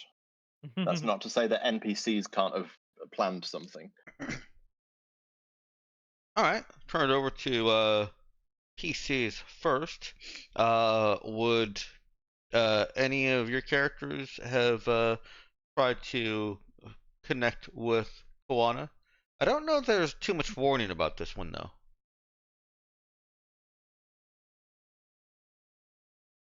So how soon did Koana know that there was a party for an uncertain birthday of Das? I think given that the cake would need to happen and all of that, it would definitely have been a little bit in advance. Okay. More advanced than the rest of the crew got, at least. Well, you say that. Well, most of the rest of the crew. You say that.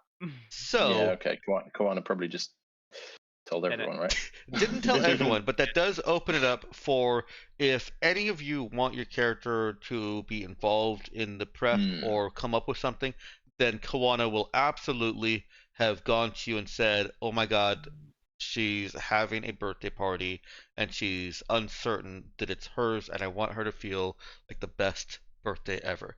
So, do any of you want Koana to have approached them with that responsibility? I feel like Percy is not the type that really gets approached about birthday parties, and also I, as a player, have no idea. Nox, Meowkin?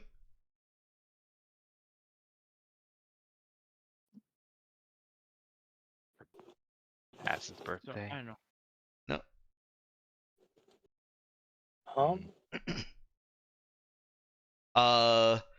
Are either Kana or Doug intending to do anything special for Dash's birthday?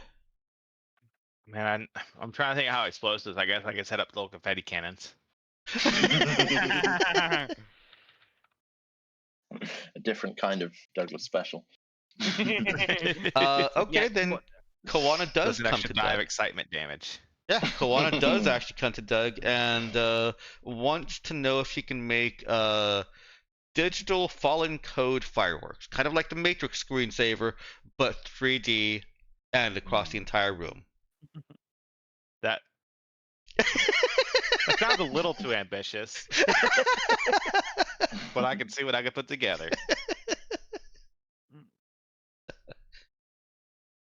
Oh, and she of course says kind of loudly not to tell anybody because it's a secret. Yeah, don't tell anyone.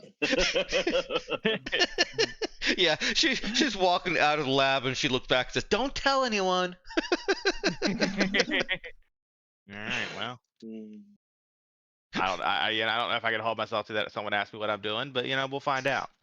Well, because many people heard her say, "Don't tell anybody," he is immediately asked, "Don't tell anyone what?"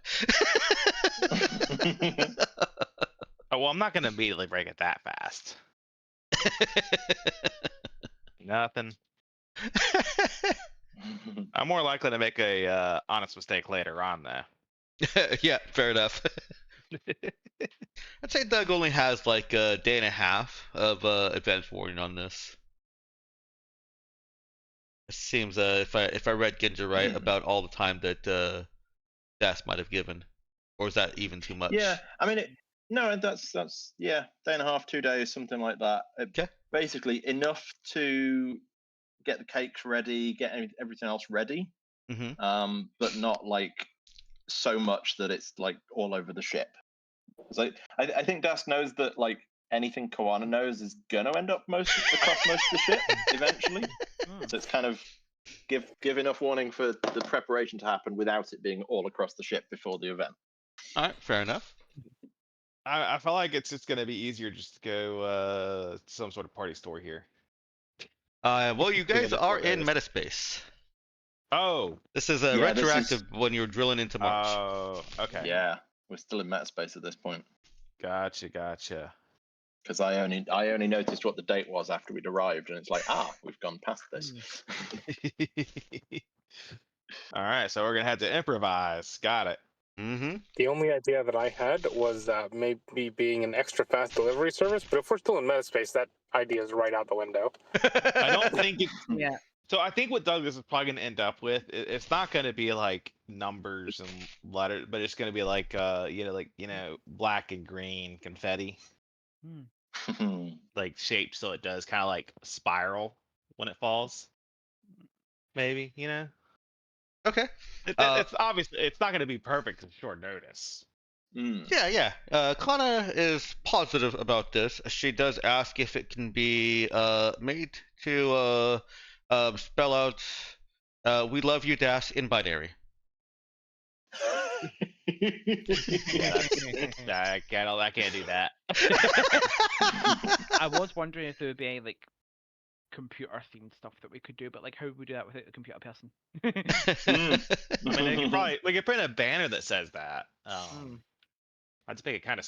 I mean, unless I could think of unless it's some sort of shorthand binary that's gonna be pretty long. Was it "We love you, Das"? Yes.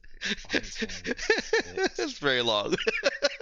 9, 12 12 plus letters. spaces. 12 times 8. It's not too bad. Yeah. Okay. We can do it. Go on. It's gonna be a little small, someone's not gonna get it immediately, but. Well, she thinks that it being a puzzle that Das notices and then thinks, "Hey, wait, that's kind of odd," is perfect. No, that's actually not a bad idea. Nice. I mean, I feel like it's gonna be overly simplistic for Das, but it's the thought that counts. I mean, I feel like spelling things out in binary using. Yeah. Anyways. Yeah. Well, Kawana responds, "Is anything that we can do not too simple for Das?" Actually. Actually, no. I'm going to do it binary with the replacement cipher, which is like the simplest cipher. But, Yeah. So it'll be like it'll look like look like gibberish when you convert it the normal way, and then you got the replacement cipher. Right. But when you were saying the black and green, right? Oh yeah. Could use those as the bits. All right. Well, perfect. That satisfies Kawana. She's very happy with that. And so, what is this? A banner across the top of the walls in the mess, or the top of one wall. I'm not quite sure how long it would be. I mean, it depends on how small I make the text. Yeah. Will still be invisible. Probably fit on one wall, I imagine. Yeah. Okay. Yeah. I mean, it's not that. So it's 12 times 8, which would be what 96 bits. 96 plus spaces, so it'd be a little bit more than that. Okay. Yeah, no, that's not too bad. To put along one wall and make it visible, but not like jumping out at anybody. Something Das will have to notice and then clue in on. Yep. And of course, if she doesn't notice it, Kawana will Yeah. so cool. inconspicuously. Oh, what is that? I think she notices. She certainly does. There's a puzzle in this room. I can smell it. Yes. All right. So yeah, you've got sort of digital explosives coming down from the ceiling. It's like like the little whirlicopters. Mm-hmm. It's something kind of like that, except they're a little more like cylindrical, like little helixes that they spin as they fall down. Nice. And a little puzzle for Das. How's Das feeling after this? More confident. Yes. Would be funny though if Dash is like, I can't figure out this puzzle.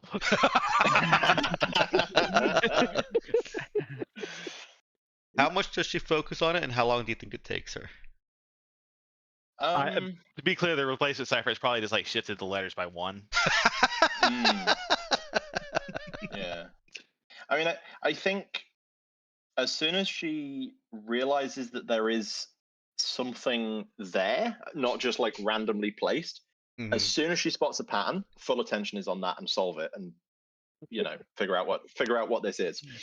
It's like she spots that, she sees the thing. It's like, oh, that looks nice, and she's sort of doing other stuff, and then sort of turns back to it, spots the pattern of like, okay, there's something going on here. Like all of the every like every most of the groups of 8 start with 011 or something, and it's like okay, it's like there's a pattern here. Where are we going? What does this result in? Yeah, I mean, and if it is just like it's binary and then sees a cipher, I think she'd get it very quickly. Yeah. Yeah, well, it's like Doug felt like he was very clever with it, but it was like really she would just the most definitely basic appreciate ciphering. the effort of like multiple layers of thing, but I don't think it'll take her long at all. Yeah, each layer is very simplistic. Yeah. I assume Doug's like, dadgum, I thought that'd take you longer.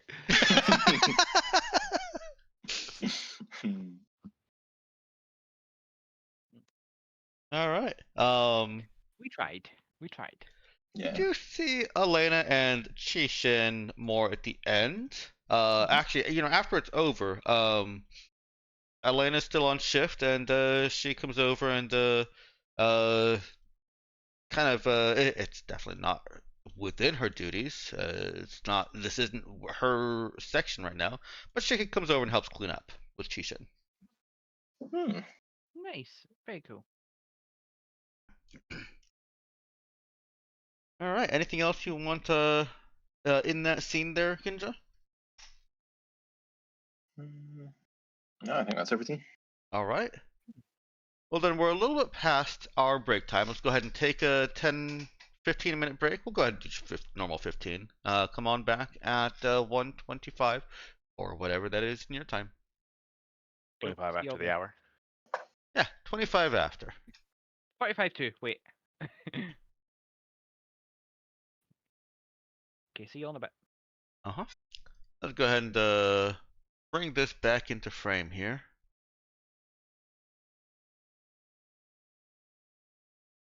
And so, who wanted to go with Elise to meet with Zoe?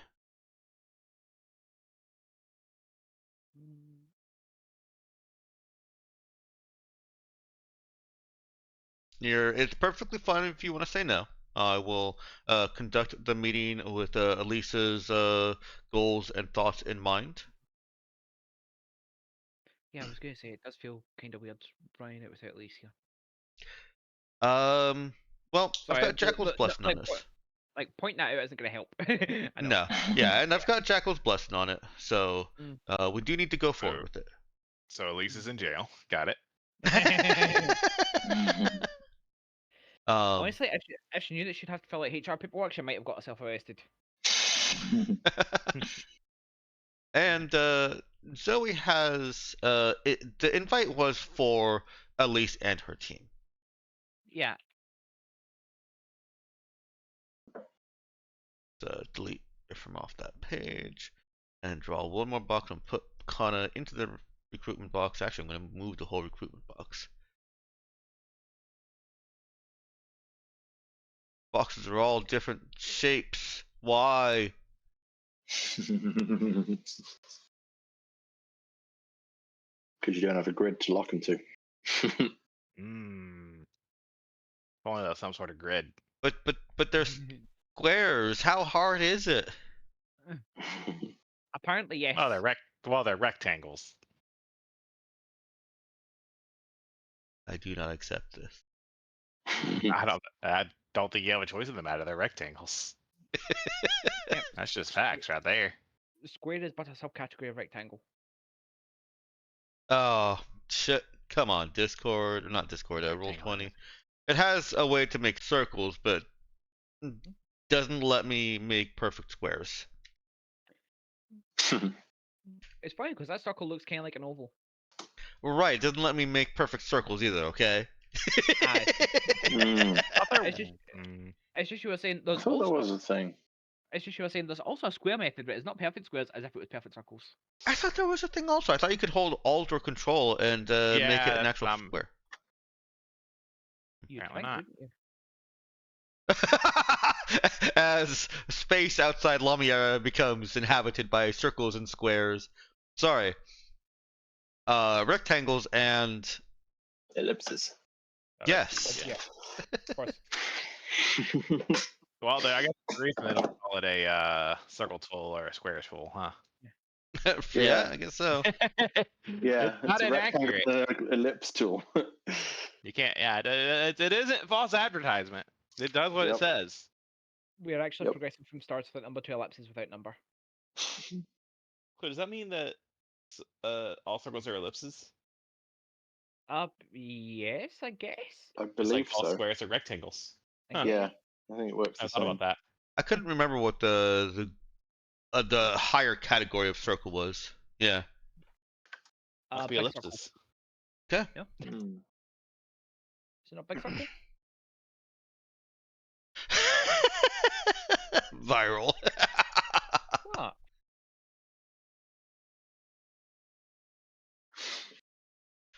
All right. So I'll go ahead and put Elise into the box. Who else is going there? Oh, you know what? There already is a box. Never mind. Yep. It is They're the they're the same thing, yeah. I S. Corporate would Oh, like you to dear. find the difference between these two boxes. They're the same box. Damn it. There we go. All right. Well, do you have she did ask for only bridge crew, so I'm gonna go ahead and remove Aurelia. Mm-hmm. Who else is getting in trouble with Elise?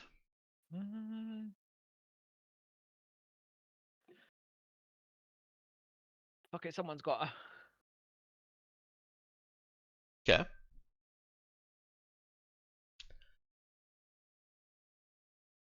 Jackal did say that Elise felt bad involving Koana in the actual shy shenanigans. Yeah, I agree.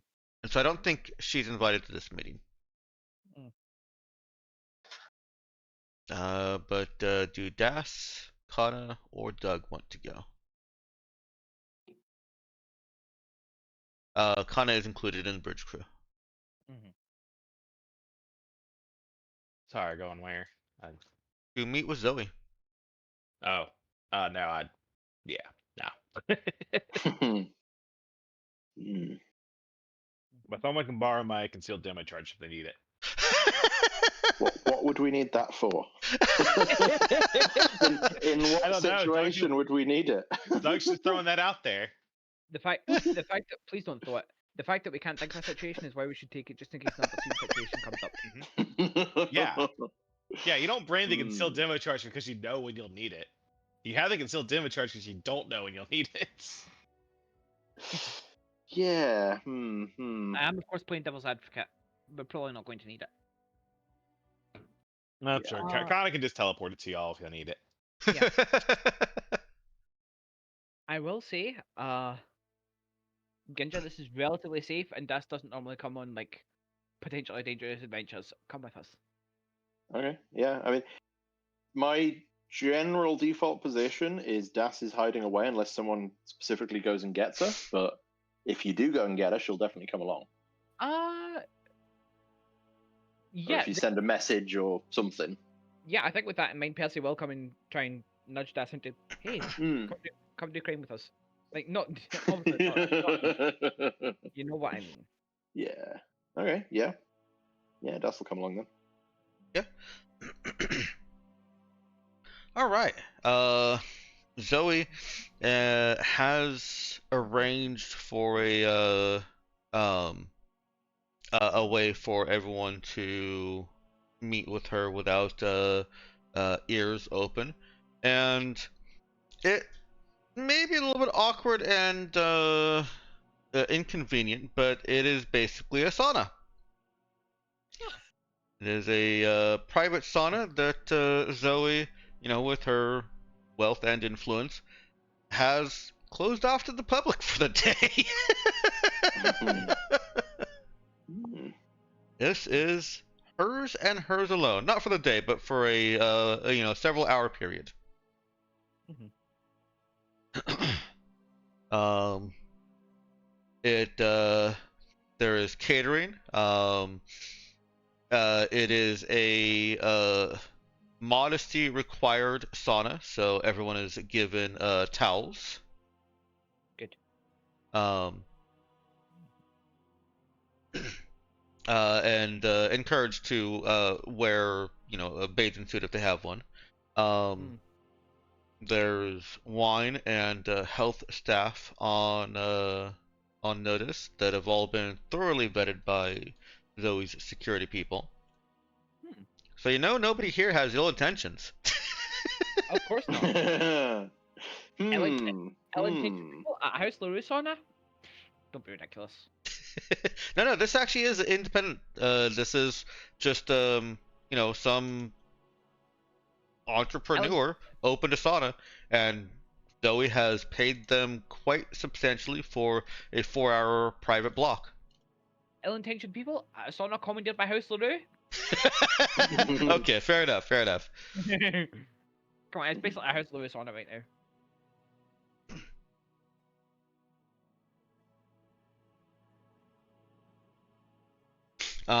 And assuming that Percy, Das, and Elise don't have any problem with the slightly more intimate setting of you're all in a sauna in towels, It's fine.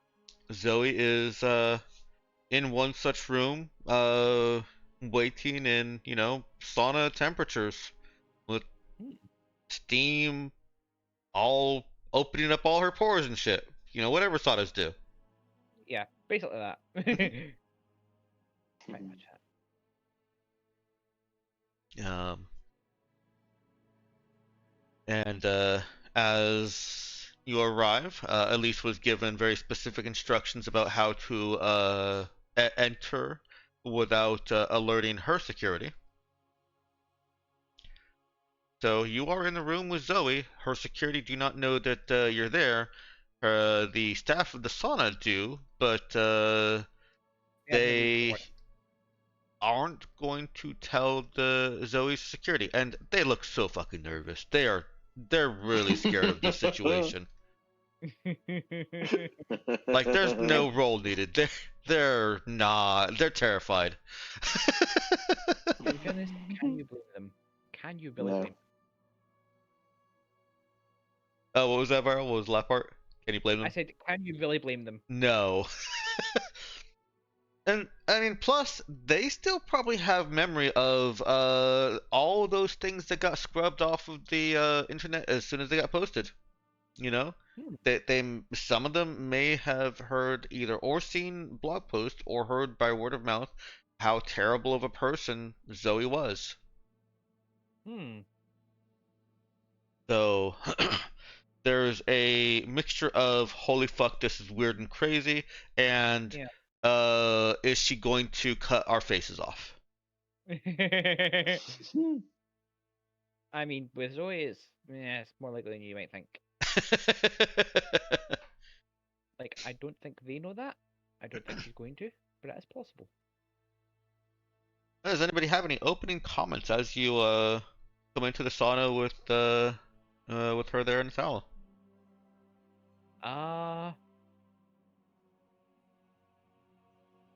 going to go with no. Okay. At least for me. She appears to have a bottle of water. You were offered wine except for Das. Even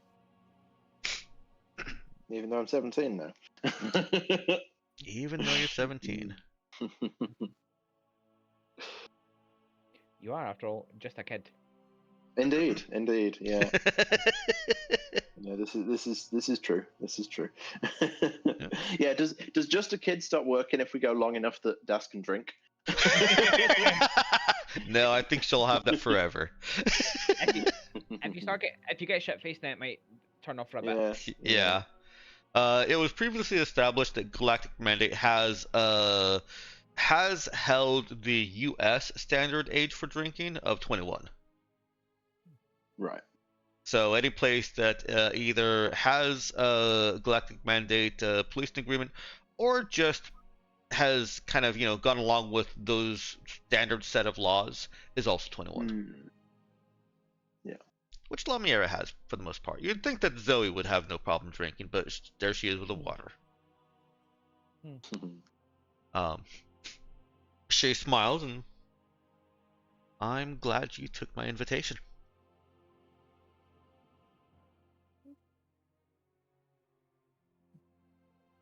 Percy just sort of shrugs a little bit and looks at Elise. And then seems to get a thought and go, yeah, so can you bring us up to speed on what happened before? How we're here, basically. Straight to business. You're as boring as Elise. Look, I'm just saying, we only have 4 hours in here.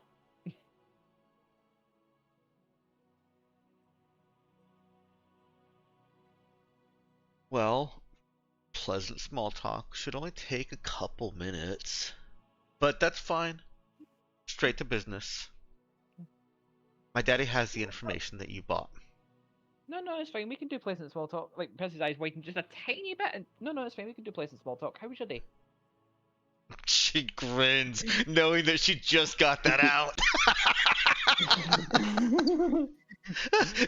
She's not even trying to hide how pleased she is with herself. And she says, I've had a nice day. Free sauna, full sauna, not free, obviously. A full sauna treatment. Little argument about the alcohol, but Dad still has more sway here than I do. So I didn't want to push that button. I was gonna say, is that pro Zoe drinking or anti Zoe drinking?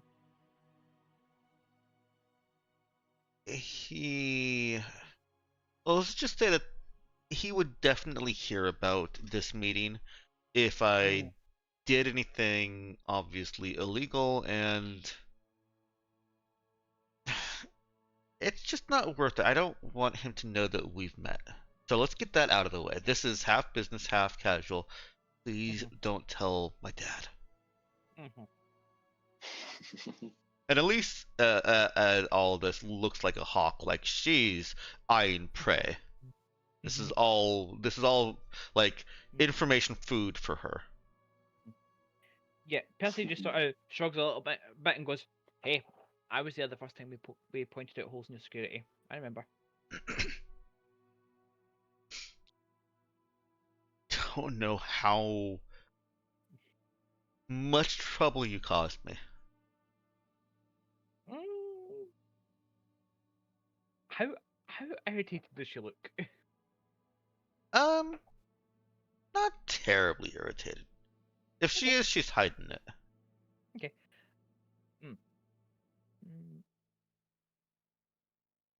Yeah, could have been worse. It could have been someone who wanted to do more than just talk.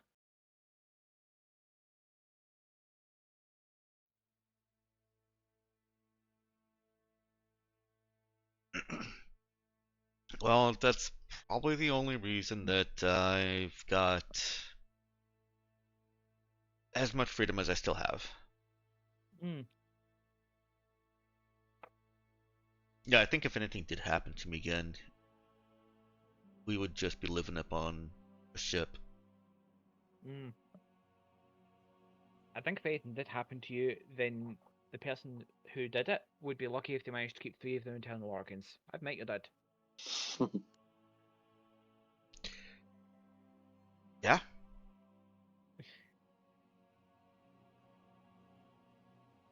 Okay, that's enough small talk. Thank you. Exactly what I was thinking. Good timing.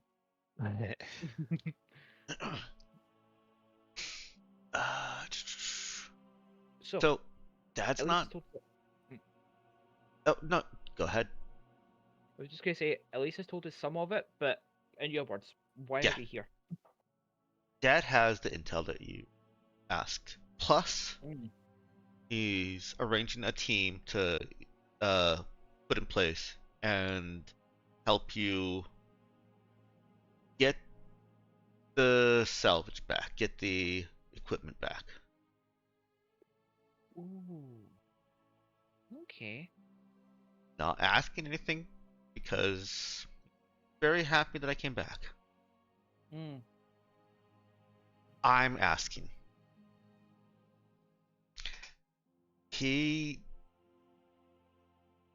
Your equipment isn't the only thing that he got from his sources.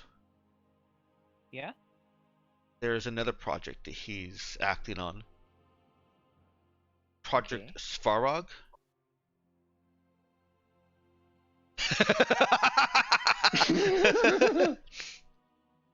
uh,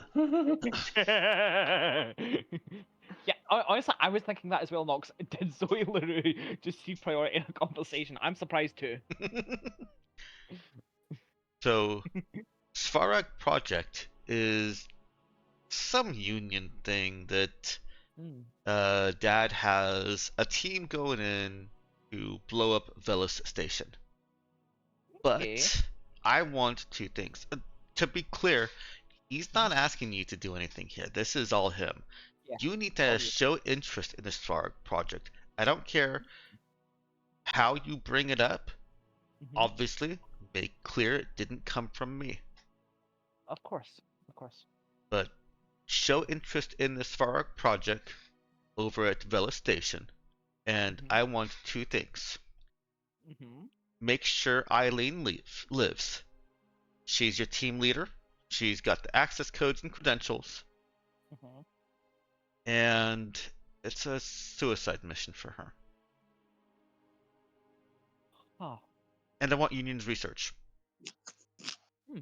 If Well, it's that's important enough for Union to dedicate a station and secure it with a full contingent, I want it. Hmm. I mean, I'll be real with obviously you. not me. Dad will get it, but I'll have it. I'll be real with you. If we went there at all, we probably would have wound up ripping off as much of it as we could anyway. The person just sort of shrugs. So yeah. The team lead. Suicide mission for her, not for everyone else. Just for her, I think. I don't care about anybody else. I got that. But you know, her daughter needs a mom. Hmm. Hmm. Sarah's nice, not Sarah. Sasha's nice. I think she needs her mom in her life. Hmm. Yeah, I mean, that's true for pretty much any kid, isn't it? I don't think any of them would choose to not have a parent that's treating them decently. No, I don't get why her mom would even do this. I mean, how hard is it to just come back and say, "Hey, sorry I was gone. I'm back now." I know it's more complicated than that, but no.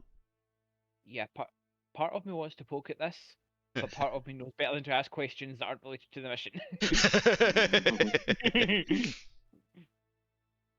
And Percy does actually say that to Zoe. You're right. You probably don't need to know.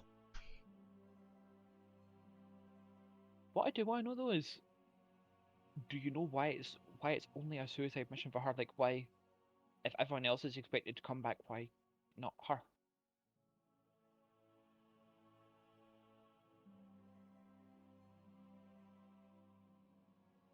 Because Union's got a full contingent there, it's going to be hard enough to get her into place. That's what I figured, and she offered, and Dad's trying to reduce his exposure. Some arrangement with moving her kid and husband here in exchange for her doing the job.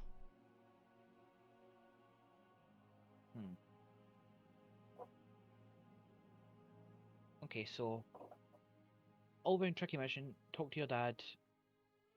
Get in on Project Svarog. Research for you if possible. Your friend's mom doesn't die. Is that about the size of it? If possible, I expect better.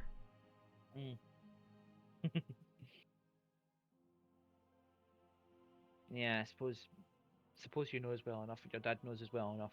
They're trying to get you to underestimate us isn't going to really very much. Yeah, force of habit. You understand. I wouldn't have offered this meeting to Elise and your team if I didn't expect the absolute best result from you. Yeah, that's fair. Out of character, Dix, quick question. How closely connected are House Lure and Union again? How closely connected are who in Union? House LaRue, like, Oh. is it a shock that they're doing a mission like this, or is it expected, or? No, Maybe trying to the take that. Megacorps really don't have any sway or hold in La Miera much at all. They make up between all the Megacorps, they make up about 5% of business here. So they're small time. Now it doesn't mean that you don't get imported products from Mercury Core, because they still do a lot of, they still have a lot to sell, and same with the Union as far as mining. But there'd be, well, let me put this on a roll. Go ahead and give me a trade roll. Yes. Trade what attribute? For this, I'm gonna go ahead and say, I think it's wisdom, because you're Maybe trying to because make we're an bringing you- intuitive connection. Hmm. Maybe we're bringing you for a reason. Yeah. And you can also roll for Percy if you want. Unlikely to get anything higher than that. Okay. We can Yeah, I can try. we can say that this is knowledge that you guys have discussed previously, because I imagine you probably don't want to be asking these kinds of questions right here in front of Zoe. You just want to know if Percy knows it. Oh, 9. Okay. So Percy has retained it. Das is, of course, the person who knows quite a bit more about the interactions between major political figures and influences throughout the sector and the Megacorps because of the trade. And so, yeah, you can know that the Megacorps really, they don't have nearly as much influence here as they want. Obviously, they're constantly trying to sneak subsidiaries in, which eventually get caught and fired by the governor of that city-state. Okay, so they are kind of hostile towards each other. That's what I was wondering. Yeah, there's a little bit of Cold War hostility to each other. Yeah, basically, I was wondering, are they openly hostile, or is this a backstab? Okay, gotcha. Yeah, this would be part of hostilities, perhaps. Now, going out of their way to target a station in a different system, because Vela Station is not in La Miera. Whereabouts is it actually?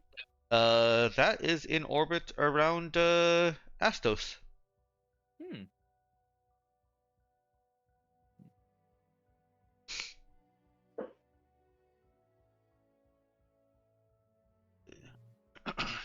Actually, hang on. Let me double check that.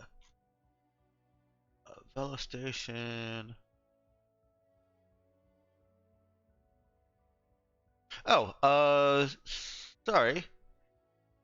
You guys haven't heard the name Railroad Station. Hmm. Hmm. In that case, that's what Percy's gonna ask us. The thought occurs to him. Where's the station? I don't think I Uh, recognize the name. she Should I? she does say that it's in Astos though. Mm-hmm. Mm-hmm. So yeah, she'll clarify. Railroad Station is in orbit around Astos. Mm-hmm.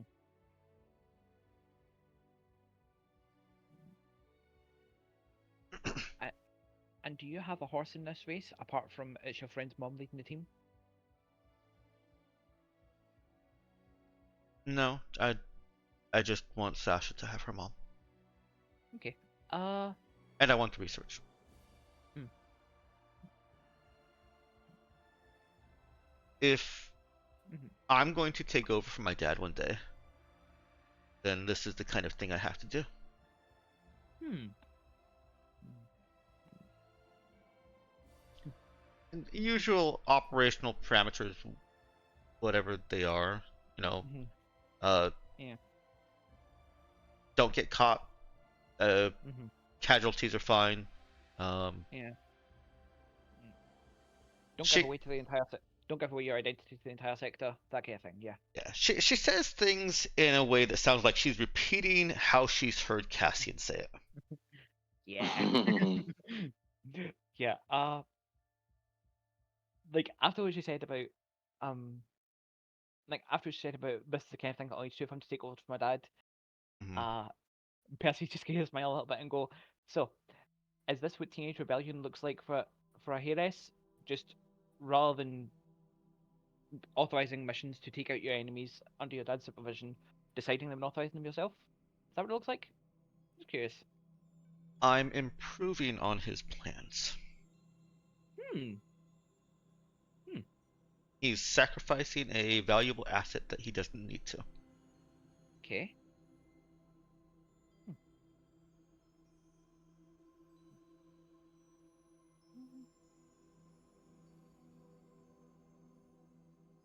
Here's the question then. Why? Why is he sacrificing a valuable asset he doesn't need to? I'm curious to know your thoughts. Like, obviously, I am just the pair of hands attached to the gun, but Dad has trust issues. mm, After mom died, and I guess because I wasn't a star child after mom died. mm, And that's why I want Sasha to have a mom too. I don't want mm, anything happening to her like people say happened to me. mm. And I think he thinks he's tying up loose ends. The fewer people that know he did this. Mm. I'm sure that's smart, but I think it's smarter to use assets that are available to you, and she looked pointedly at Elise, and to maintain loyalty from assets that you've helped. Hmm. Yeah, that just sounds to me a little bit like he doesn't trust his people. Can you blame him? No, but just observing. That's Hmm. why you have me. The trustworthy face of House LaRue? A influential voice and member of House LaRue who does want to trust people. Doesn't want to erase every asset used. Hmm. I'm surprised you guys lived past that first job. Must really have impressed him. We are notoriously difficult to kill. As your evidence, I will present the fact that we're still here having this conversation with you.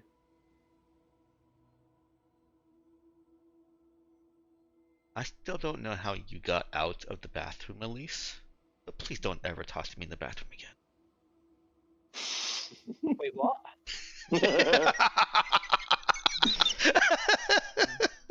Elise. What?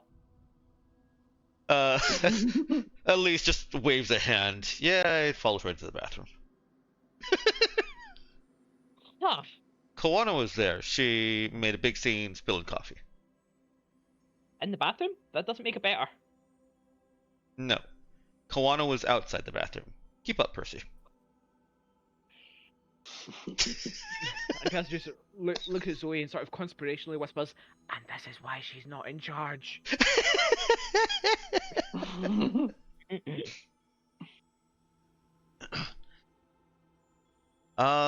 Why don't both of you roll me another wisdom notice check? I guess. Well, it is another because as somebody pointed out, I think Meowkin every time. Notice is one of the most used skills in my game, and I tried to stop it, but That's That's a just a great. fucking- Well, it's just that skill to call things people's attention. yeah, it is. I could also ask for a connect in this one. Connect with wisdom. But you don't need to roll anything else, obviously. My notice is better than my notice is better anyway. Not a coincidence. Right. Okay. Yeah. So then, Ginja, yeah, you could roll connect or notice with wisdom if you like. Yeah, there's a 2 point difference. I have something in notice, but not in the other. Ah, okay. Yeah, I have -1 in connect. So it's definitely gonna be notice. Okay. I don't think I noticed though. Or maybe I do. Depends how You easy. do not. This is a higher difficulty. It was a 12. Ah, so Percy does notice. Percy Fuck does notice that Zoe is. She is trying so hard to look the part that she's trying to present, and it's starting to. She's starting to sweat. Now, obviously, that's a terrible descriptor because you're in a sauna. I mean, it would disguise it. That Yeah, may true, be a yeah. reason that she picked this place. Yeah. If she looks Yeah. flushed, well, you're in a sauna. If she's sweating, you're in a sauna. Yeah. Percy's just too observant.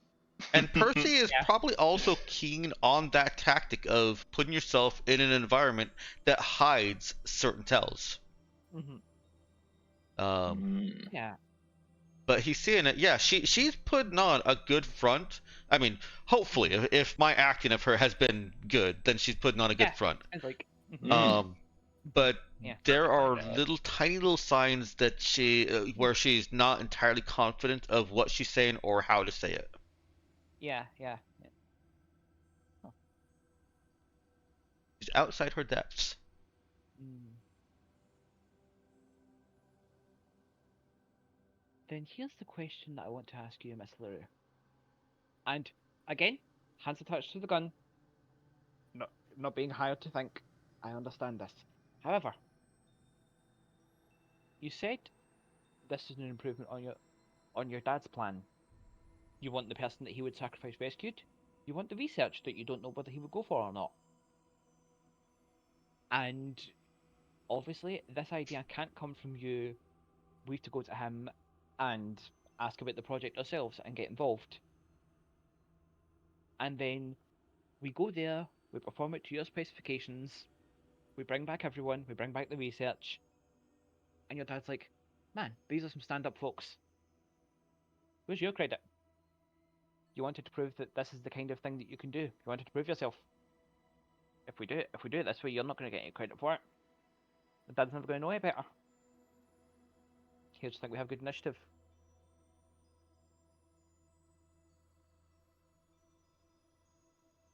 If everything goes right, then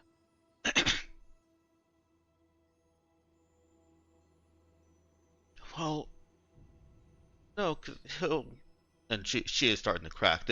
Obviously, this was designed to see if you could get her to crack, and she is. No, because he'll know that you didn't follow instruction to the T. He's going to say, just blow up the station. and destroy all the research. He doesn't want that research getting out. Hmm. And that's part of why I want it also. What's so big, what's so important that Dad doesn't want anybody in the sector to ever know about it. Hmm. Don't just throw away information either, right? Mm. You ever heard of a concept called an info hazard? It's silly. Just knowing something doesn't put you at any risk. I mean, obviously that's not true, but it doesn't put me at risk, okay? Hmm. All right, because you're one of the elite with the money and the influence and a little bit insulated from the rest of the world, right? I'm sure you know how much I can do with my money and power. Hmm. Yeah. Yeah. Just as surely as Percy actually glanced around to see if there's any attendants in the room. No, they're staying out as much as they can. Wise of them. Yep. And Percy says, "Yep, I know you can do a lot with that. Just as surely as you know that it's not." And he's going to pull out the body arsenal of a knife, going to help you in every situation. Puts it away. I didn't expect you to come here unarmed. Mm-hmm. You're not that sort of team. Too paranoid. Just like we're not the sort of team that would,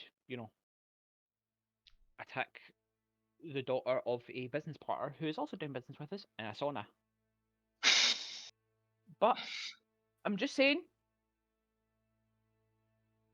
you're a smart young lady. You have good ideas. I'm not saying we're not going to follow through with your plan. Not saying we're not going to do it. We don't even need to give the information to your dad necessarily. But, I'm just saying, and he shrugs. Chain of command is a concept that militaries use for a reason. Good plans can get messed up by somebody else trying to enact their own plan in the middle. That's why they'll go to the leaders. Not saying we won't. This is not a chain of command. He is not high enough to do the job a specific way. And even if he does, we are notorious loose cannons. But, just saying, maybe, he's been around longer than us. Maybe he does know something? Maybe he does know something he wishes he didn't? Well, I'm fine, then spitballing. just give the information to me and I'll decide if he'd want to.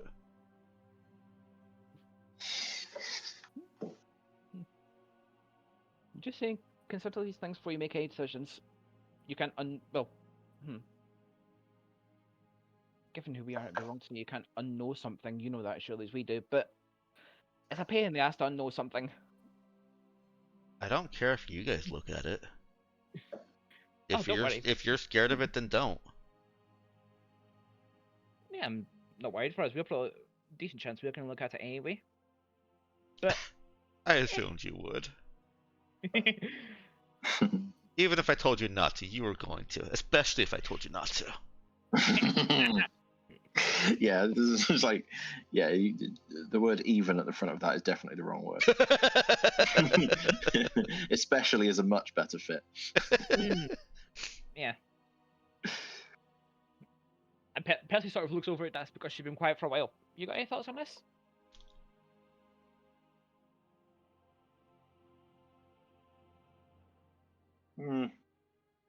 Yeah, that could be a reason, but we won't know till we see it, till we find out.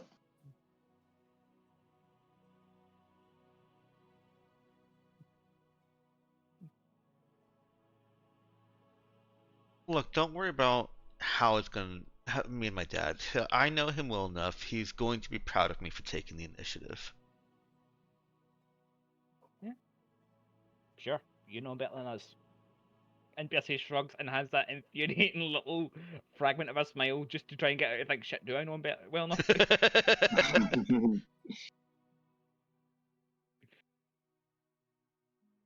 Whether it works or not doesn't matter. I as a player just want to be able to say "I told you so" to Zoe Lura later on if I turn out to be right.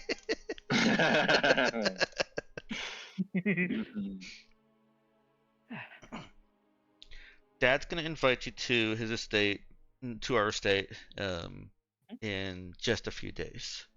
Hmm. Do whatever research you need to do, so that you can bring it up dynamically. Mhm. And Right.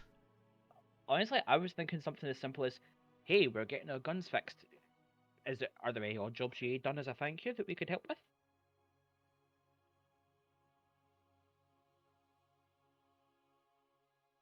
if you think that'll work, Hmm.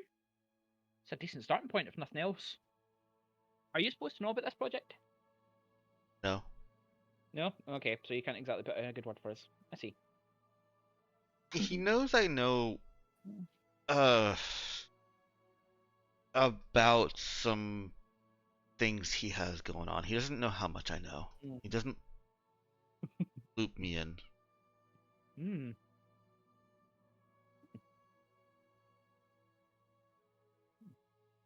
And when you come back, maybe you can put in a good word for how well I handled this. Because this is pretty good, isn't it? Nice sauna, some little pastries, The pastries are wine nice. or water. Yeah. I'd give it about a 12 out of 13s overall. What? What? This is funnier than saying 9 out of 10. It should be a 10 out of 10.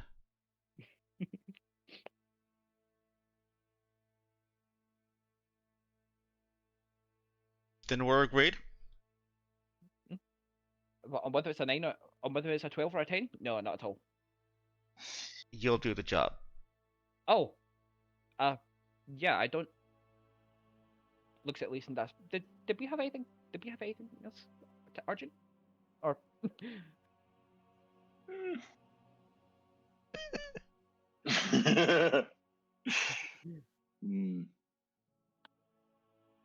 No, I think we've done the things we need to do. Yeah, nothing pressing, so. Yeah,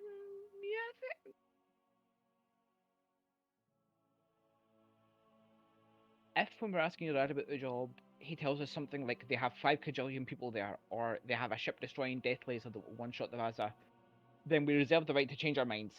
But outside of that, sure. We don't have to get the Raza directly involved in combat. The explosives are being planted on the inside. That's pretty sure that's why Eileen couldn't get out. Oh.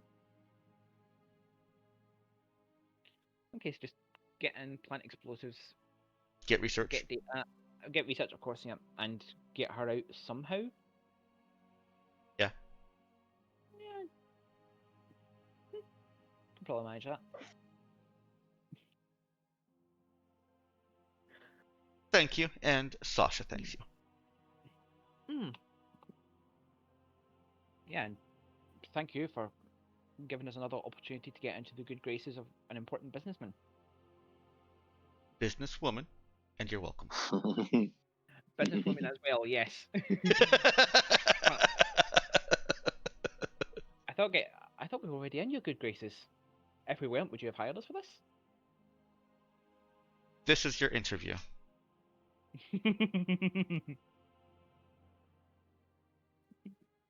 And your infiltration of Dad's security last time was your resume. No, that was the introduction paragraph of a resume. Yeah, I suppose.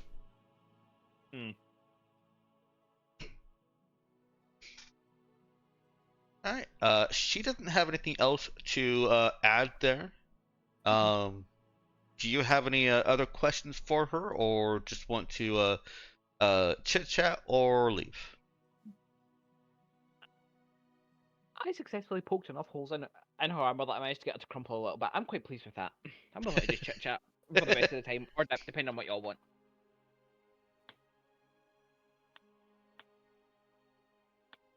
Well, she is more interested in chatting with Das as somebody of her own age. That was something that I considered when asking Yeah. Dash here. Um, and someone who's also suffered memory loss. Mm. And yeah, so if you guys stay for a little while, she'll only let you stay for another hour, hour and a half or so before she wants you to, make an exit. Um, but yeah, she'll talk about how weird life is without memories, and that just doesn't go too deep into it. And obviously we'll stop if it's uncomfortable, but just like the casual daily interactions of oh, this person knows me. All right, well, I don't know you. Sorry, bud. Yeah.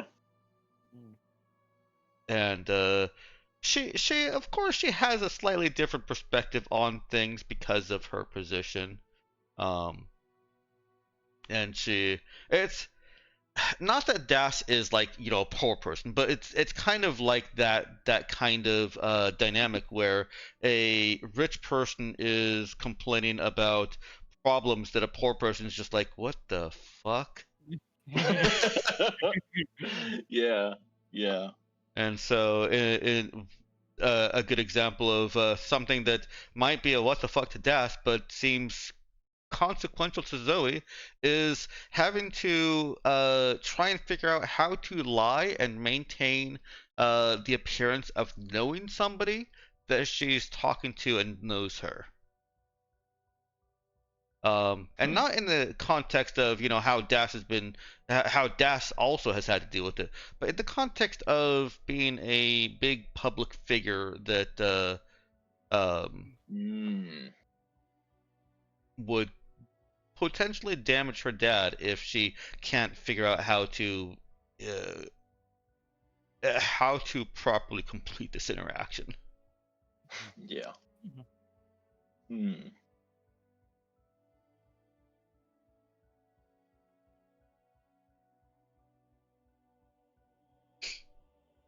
Yeah. I mean, it's probably not something like you say. It's not something that Das would like necessarily understand, but I think Das could see that. Yeah, this is a thing that might be a problem.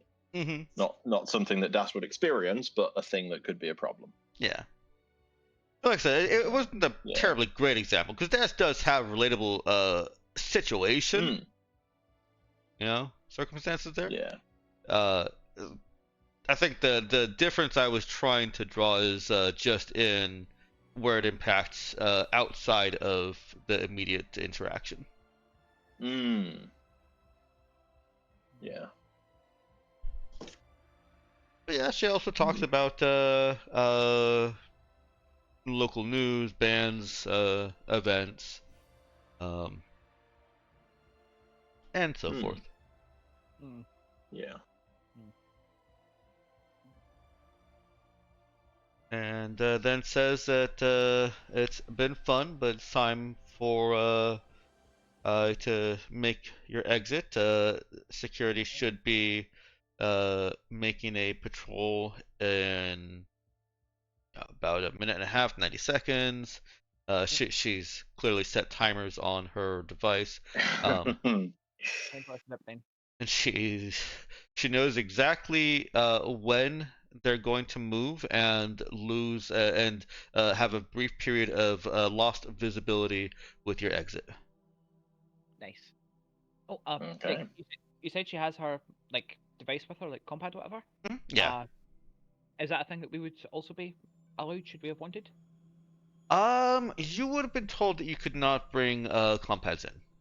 Never mind then. Yeah, I guess in that case, as the other two are heading out, I will just like linger a little bit and then quietly say to Zoe, "Good choice of venue, but the song doesn't cover up all your tails," and then leave.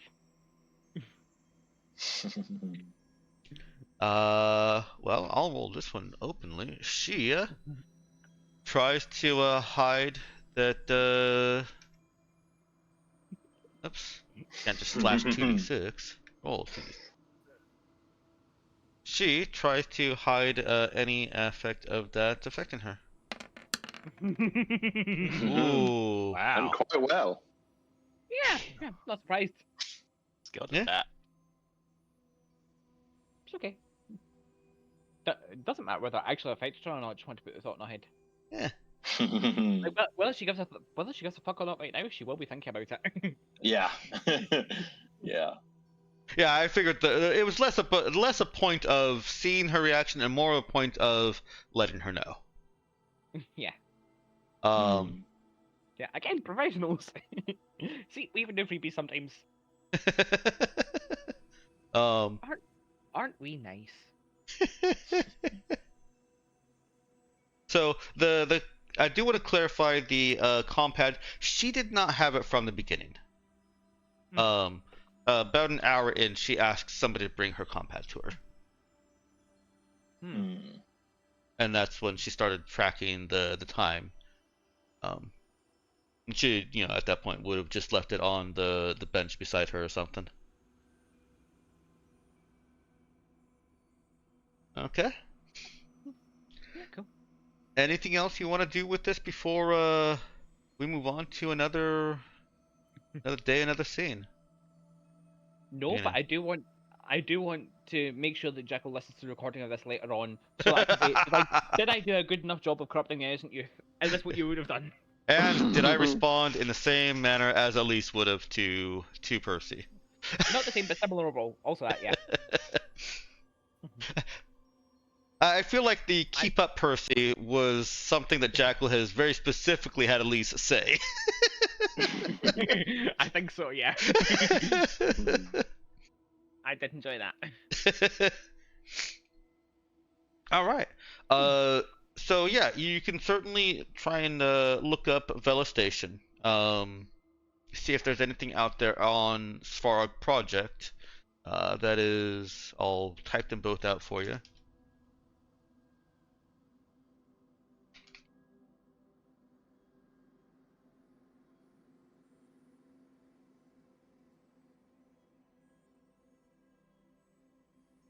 But if you don't want to do any research into that, then we'll let a couple of days pass.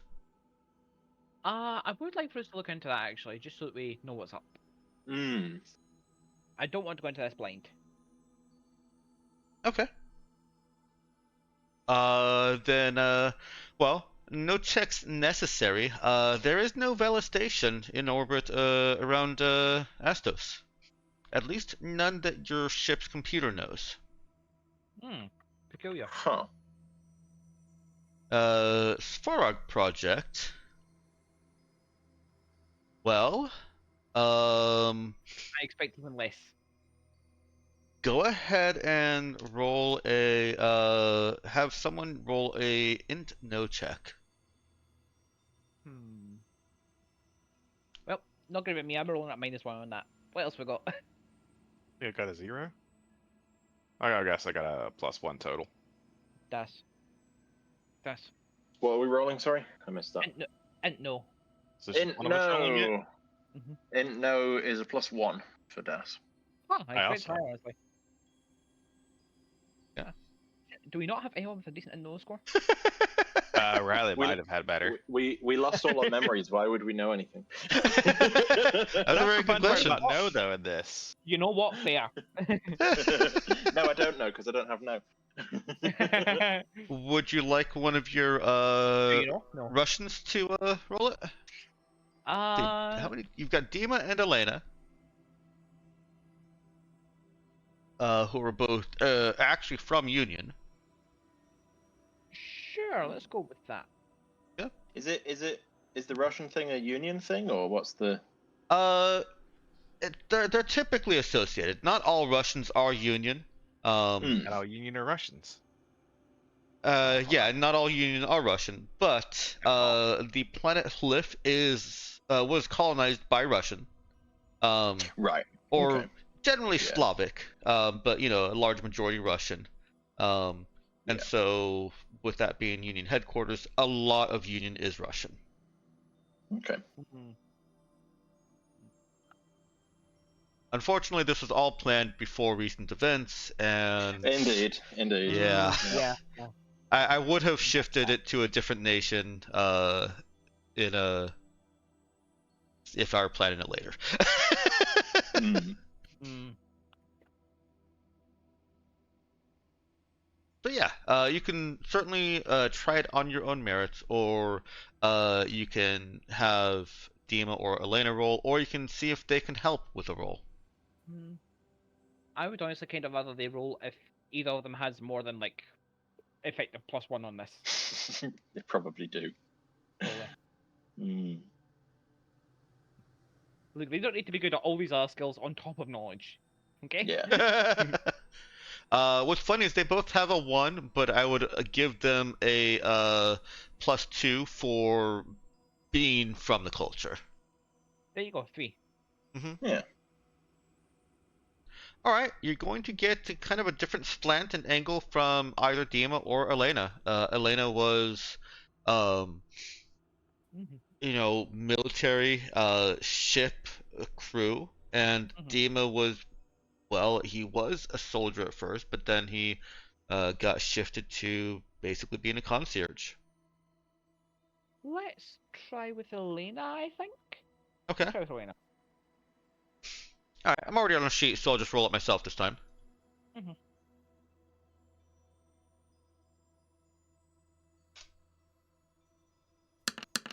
It did not ask me if I wanted to add a bonus to that, but we'll add a +2 to that. Very gracious. Hmm. And Jackal is typing. what's that? Jackal is typing. Oh, Jackal Ooh. is typing. Neat. Um.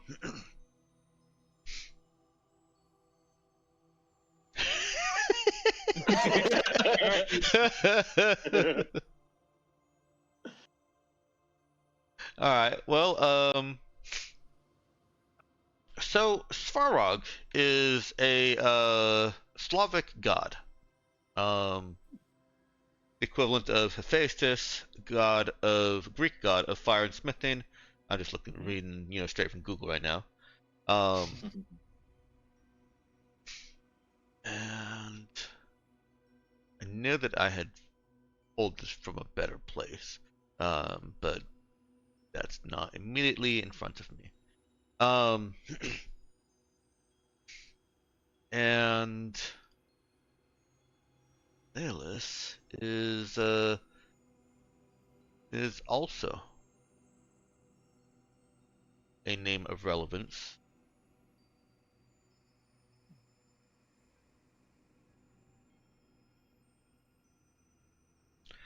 Um, and she says that her experience, she basically relates that if their project is the name of a god, and it's at a station that's also the name of a god, then it's almost certainly a hidden station. It's not one of their public stations. Their public stations are mineral names, cobalt, um, Hmm.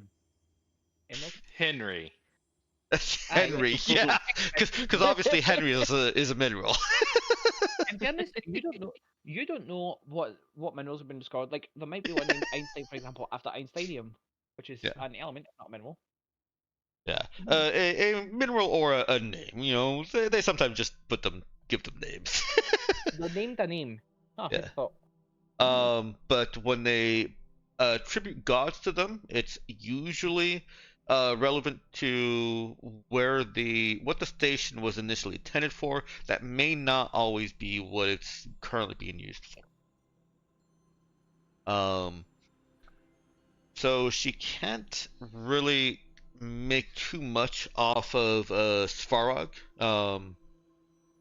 except it's probably some kind of controversial mining tech. Um, if it's If it's a hidden project with a hidden at a hidden station, then Union doesn't want anyone else knowing about it until it's completed, and then nobody can do anything about it.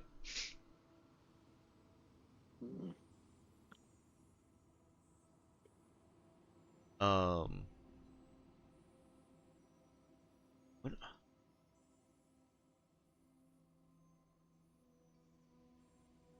there we go.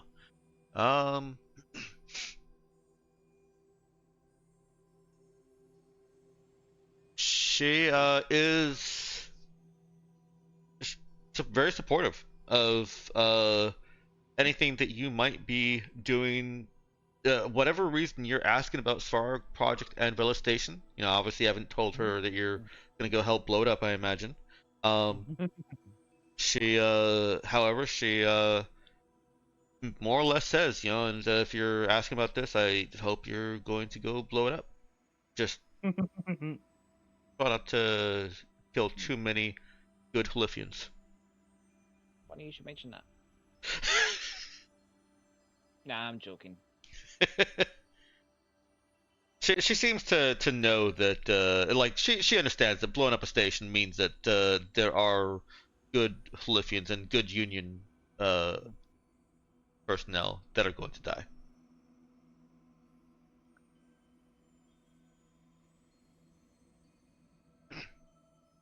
But yeah, that is what you get. You can take it in confidence that this is relating to mining, and that it is a project that Union has felt needed to be not only a secret project, but research conducted at a secret station. She does not think that it is actually in Astos. She thinks Zoe is wrong. They dug too deep. What did they find? What did you uncover with your mining operations? That's funny. So many layers. He says it's funny because I'm entirely correct. Is that where the entities come from? Do they come from inside planets? So, what would you guys like to do with your time? Good non-answer. Dash, you were thinking about the QED, weren't you? I think. Yeah. I'm just thinking that's a thing. Yeah. Thing. And I have not recovered enough in the last 40. Yeah. How long has it been since Das last went in? I don't remember when Das last went in. I'm sorry. Session 43. 5 sessions. When we found the infra drive, because that was the catalyst for finding it. Ah, yes. We were still on, based on my things, we talked to Rajuan after that, so we were still on Mona. Okay. Well, it's definitely been plenty long enough. Your constitution isn't 18. No, it definitely isn't. It's Yeah. 11, and I only had 4 systems drained, so. Yeah, no. So Okay. you should be completely clear of that. Clear of that. Cool. Okay. Yeah. Yeah, I did have a few things I want to try and get. Okay. Well then, go ahead and change out the music. Dex, but real quick, because I probably need to do some shopping, but I can't really focus on it. When it comes to mods, I'm trying to remember. Am I okay just deducting the credits? We'll just say Yeah. Because the mod is the cost of the mod is not modified. That's the crafting price of it. And you're in a place where you can freely get whatever bespoke components you might need. So no, there's. If you want, I can dedicate money to it, but because that's probably where most of my funds are going to go in the near future. Mm-hmm. Interchangeable. You can use money or spare parts as you want while you're here. Okay. Because it basically gives you a little bit of a headache trying to figure out how spending spare parts on mods. So I've just been using credits. I'm gonna be upfront with you. I've just been using credits. That's fine. I'm pretty much fine with that. Okay. But I wanted to clarify it again, since I have money again. I mean, let me ask you a quick tangent. Would it be easier if I just converted spare parts to? No, this is just how many credits you have in spare parts, and in the rare instance when you need to spend 1 unit of spare parts, even for something that's 5 credits, I just say, okay, deduct 50 credits worth. Like, instead of counting them in units of spare parts, should I just count them in how many credits we have worth? I think it's getting confused. Hmm. I don't know. I think it's just easier to think about mods and the credit cost. Okay. Well, It's separate from spare parts because I don't know when it comes to like taking out of the spare parts stockpile, like yeah, a few here and there, but when I'm doing mods, I don't know. I just I have a lot of trouble wrapping my head around it. Okay. Well, I think it's overly complicated. I'll leave it how it is for the rest of this campaign, but that's certainly something I can look at for future simplifying of the math. Because honestly, the math part of it shouldn't be like what's tripping anybody up. It should be how do we get it in game. I think the problem is just every time you think about it, you have to multiply, but you have to do multiplication every time. Yeah. Oh, I guess that's what I guess it. Anyways. Yeah. No, I'd rather just say I have like 50,000 credits worth of like material for modding. Or yeah. honestly, I'd kind of just rather say I spend this many credits to make this mod. I do want to keep them separate for purposes of you get this much material as a loot type. But that's pretty much it. Yeah. Looking at how the maths works out, having it as raw credits would make the maths simpler in terms of how much cargo it uses as well. Yeah, absolutely. Because it's 50 credits per spare part, 200 spare parts per ton is exactly 10,000 credits a ton. Yeah. So it turns it into just take 4 zeros off the end, and that's the amount of thing. Yeah, no, I'm totally amenable to just treating spare parts as an inventory item when you need to carry something. Yeah. But for the most part, treating materials as a credit transferable cost. I'd even almost be tempted to say do it in credits, but actually make the units the like per part unit bigger, so it's 100, and then everything's 100 or 10,000. I don't want to change that because there are some interactions with the spare parts being 50 credits that need to be preserved. Okay. Like a single unit of spare parts is what's needed to repair androids, for instance. Right. Yeah. Okay. Yeah. Good point, Meowkin. Yeah, I'm still kind of having trouble grokking it. For your purposes with the mods, just go ahead and use credits. That's fine. Okay. Yeah, I'm gonna keep doing that then. I don't know. For some reason, it's not clicking for me. And I was like, I don't, because part of the issue is I don't know what mods I'm going to be working on right now. I don't really have like a checklist or much. I don't have much of a checklist. I have some, but yeah. And then I just get the whole issue with the cost and if I have parts, quote unquote. And that's just a whole other extra decision paralysis I don't need. Yeah, like I said, the interface of any game shouldn't be the part that's causing any kind of hiccups or tripping anybody up. It should be the gameplay itself, and this feels very much like interface to me. So yeah, I'll clean that up. Can't promise I'll do it this week or even this campaign, but I will clean that up. Anyways, I think it's time to start working on concealing my rocket launcher now that I have money. Oh, Yeah. dear Lord. The rocket launcher? By the way, if the rocket launcher is concealed, is the missile inside of it concealed too, or do I need H on it? I will say that a single missile is included in the concealment. Cool, cool, cool. Hmm. All right, so that's what is it? 10 times cost, and that's is it 3,000? I'll pull it up. Don't worry. Yeah. But you know what? You're gonna have to make more concealed missiles to put back into it, anyways. Because oh, you know what? No. Part of that decision is What? that you can take a normal missile, Yeah, you can take a normal rocket, Hmm. and I'm put saying it's the missile that's in it if it's concealed. Concealed as part of that. yes, mod. yeah, I'm fine with that. I'm fine with that. That makes it easier.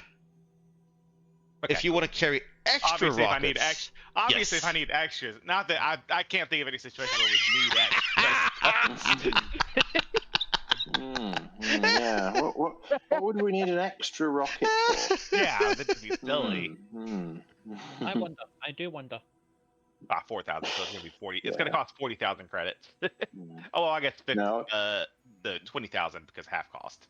Obviously, you should make a concealed rocket, but just leave it on the Raza, and then just like Das picks it up sometimes. I was Yeah. crazy. Not realizing that it's a rocket. I was crazy. Yeah. That was very innocent. Hey, this is a nice Yeah. flower pot. Yeah, but like Yeah. specifically so that if we are somewhere and we suddenly do need another rocket, Das just happens to have picked it up earlier. Doug, this flower pot was in your workshop. I saved it from the dangers of a workshop. Because pretty much go anywhere with only one rocket for your launcher. Yeah. Imagine. All right. Well, let's we'd never do that. see what Das finds in her QED. Indeed. I believe you were looking for something specific too, weren't you? There's a few things on my list. There's kind of two QED things on my list. Mm-hmm. One of them I did try to do last time, but did not succeed. It was a hard one. There are other things as well, but I think given that one is hard, that definitely goes first. Get the easiest check with the hardest thing to try and remember. Okay. And that is the last time that I saw the puzzle box open before the wipe. Yes. Yeah, that is definitely a hard one. Yeah. Yeah, it definitely is. I want to know what happened there. Okay. Go ahead and roll. This still relates to basically core, not core memories, but core mindset for Das. It still involves her kind of core way of thinking, so you can use program. Okay. Yeah. It is a wisdom And- check, though. Yeah, I was going to say QEDs is wisdom, right? Mm-hmm. Yeah. And I can't remember. Do I get the 3 dice? I think I do. Hang on. I think your thing was like you can't do an expert reroll, but if you have other stuff modifying it. Yeah, I wanted to make sure that classes did not gain an advantage, but if you specifically have taken foci for your core thing, you can. Yeah. Yeah. Cool. That's a lot of 4s on the dice. That is exactly what you needed. Oh yeah. Let's see this. Let's see this. That's a hard one. If you needed 12 on the first thing. Wow. All right, let me take just a moment to make sure that I'm current on my notes of these events. Okay.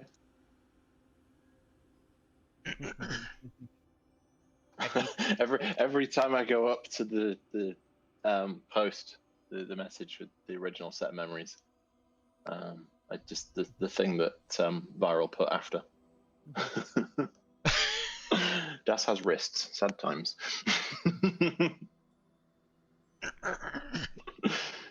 Hmm.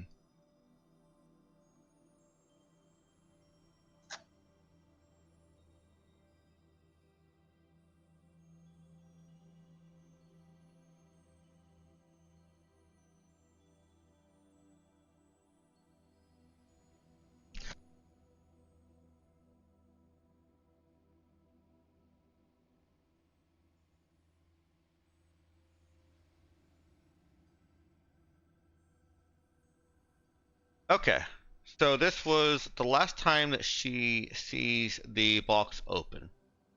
Yes. Also, I will say you do appear to have updated Percy's memories. But I forgot to Yeah. do yours, Recently. didn't You haven't done Das's. Yeah. I? I apologize. I will. I've got written down in my notes, but what I've got written down is like I forget if I was writing it down live or if it's what I remembered of what you said afterwards. I do like to have the actual text that you have. Mhm. I think it was one that I could not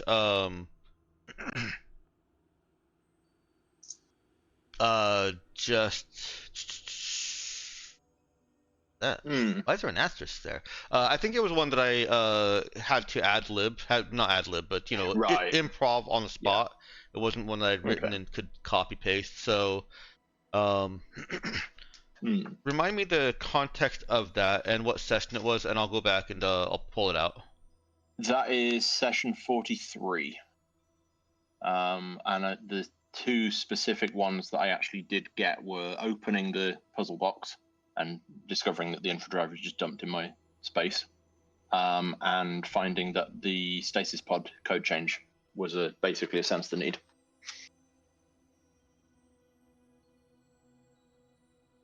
Okay. Hopefully, I actually changed the background for that because it certainly makes it easier to identify and find it in the VOD. I want to do that right now, making sure to. I was just thinking that you haven't done it this time. Yep. Yep. And also, thankfully, it changes the music.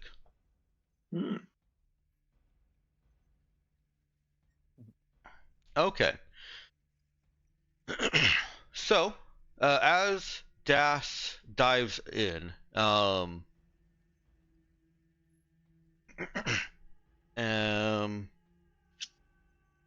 wait, this is the first. Is this? No, this isn't the first time. The last time you were here is her core memory had changed, right? I think last time I was here, I didn't get the core memory. No, it was. Oh no, I must have done because the middle thing I didn't get the one I wanted. Yeah. So, oh no, yeah, that I would have got the core memory there, but it wasn't new. It wasn't new. It was new in session 34, which is the last one that was updated. That the post was updated for. Okay, right. Which is why I don't have it marked here because I've got it marked in your list. Okay. That's what the asterisk is. Right. Is that needs updating or something? Yeah, that's apparently that was my shorthand for no, this is the new dominant memory. I Right. made it much more obvious in on others. Like okay. Like, by saying new dominant. Okay. So, the dominant memory is always still pervasive. Like it's it's something that you navigate around to get to what you want. And so you have this fleeting, you see this fleeting memory, the glimpse of porcelain with another man, and until you've actually seen it, you might not be able to make out any details, but you've seen this a couple times now, and so you recognize what you're navigating past, and it's a little bit odd because your memory space seems to be taking you past that, as if your memory were just taking a stroll through itself. And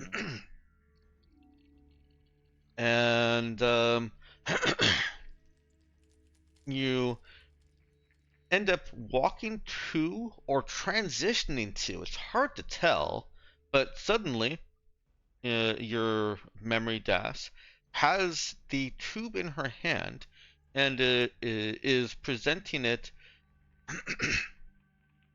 along with several QADs, 9 of them, I believe. However many, you guys know about, to the one that you've identified as Android. Yeah, nine QEDs that we know of. If Android doesn't have one. Android does have one. Android did have one. Yeah, there were 10 in the 10 tube. Okay, So 10 in the tube. Is it 10 being handed over, or is it 9? Yeah, it's however many are supposed to be there. There's yeah. Okay, it's all the ones that ended up in there. Yeah, this is me forgetting, not being cagey. Yeah, no, I just want to make sure which it is. Yeah. Okay, cool. So tube and 10 being handed to Android.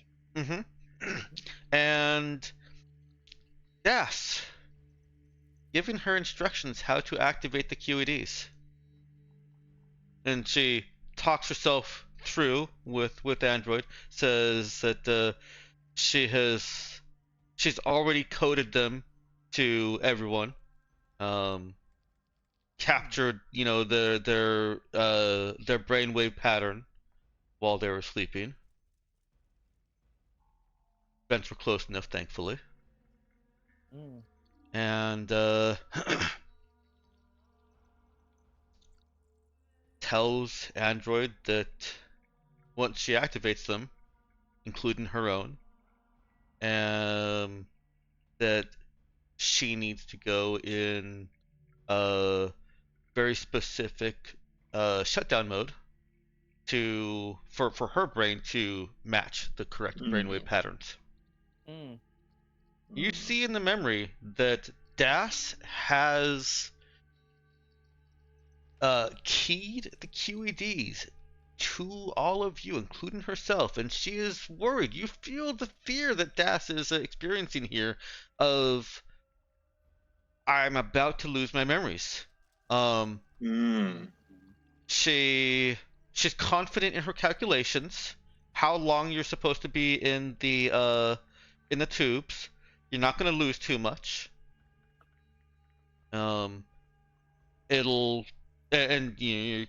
You're reassuring. She's reassuring herself that nobody's going to think it was anything other than a stasis tube malfunction. And handing them over to Android, saying this is necessary. They'll kill Griffin Cage if we don't do this.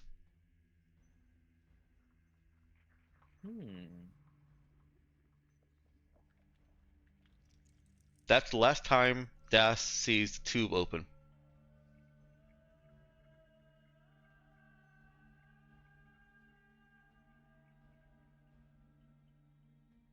Sorry. One last thing.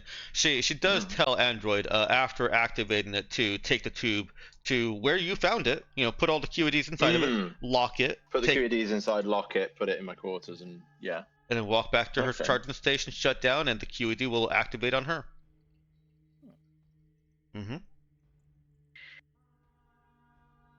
So that's it then, huh? So. Our memories are gone because you didn't want us. Can I tell when this is? Chronologically, where are we in the timeline here? There are some clues. For one, you're on emergency lighting. This appears to be after whatever put your ship into an emergency status. There's we'll just make it easy. Das is in a vac suit. And you know that that there's anxiousness about the darkness, about what's coming. This is all very new for Das. Why the hell isn't the ship working right? What happened? There's so much conflicting emotions in this scene that it becomes difficult to isolate and interrogate anything, but it becomes very clear that this is a moment of opportunity that came up for Das, almost as if she had sensed the need for it, but you know you can't make a ship crash just by sensing the need for it to crash. Or, you know, not crash, but That's- mishap. Yeah. Yeah.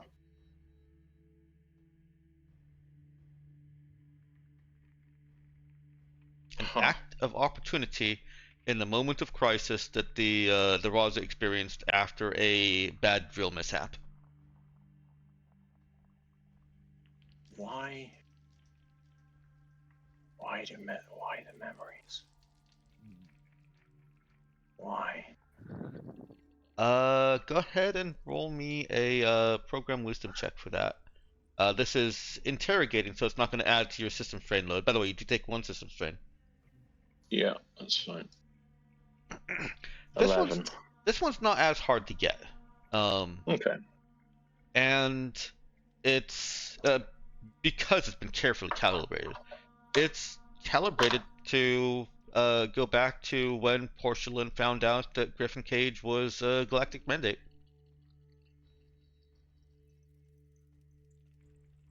It is erasing memory of the discovery that was going to lead to his death.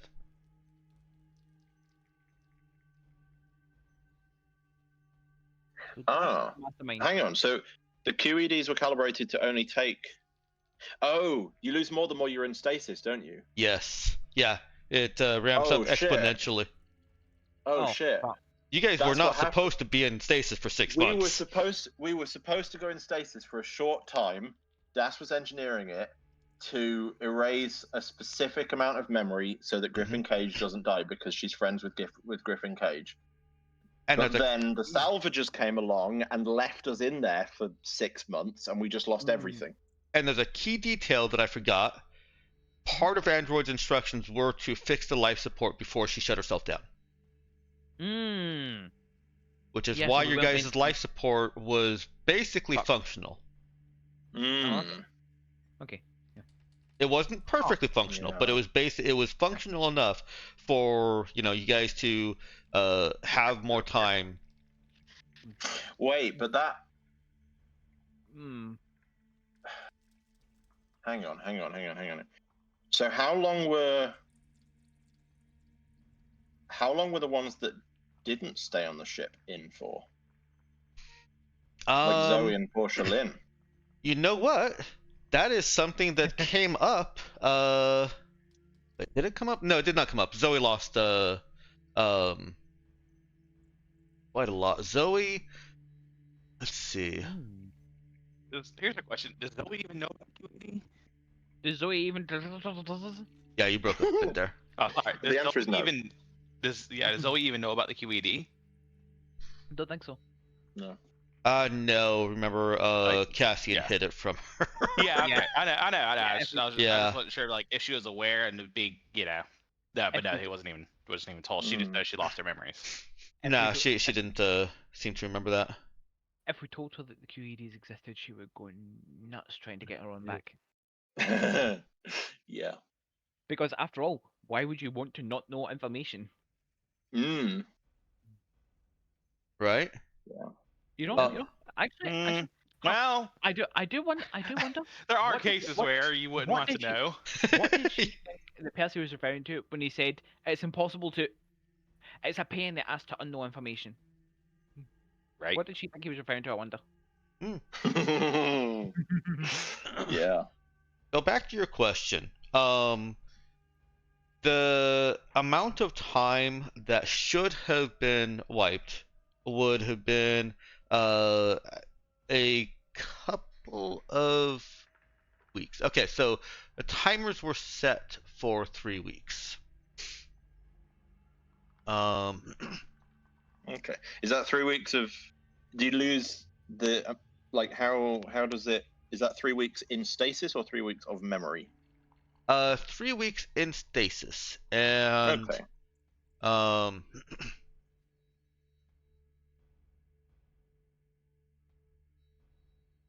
One moment. Hmm.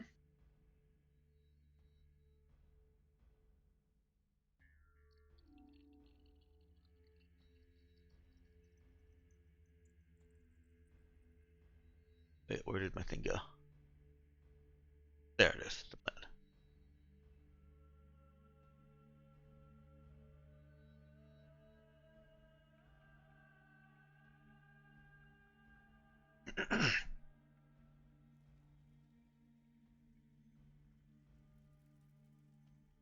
Um.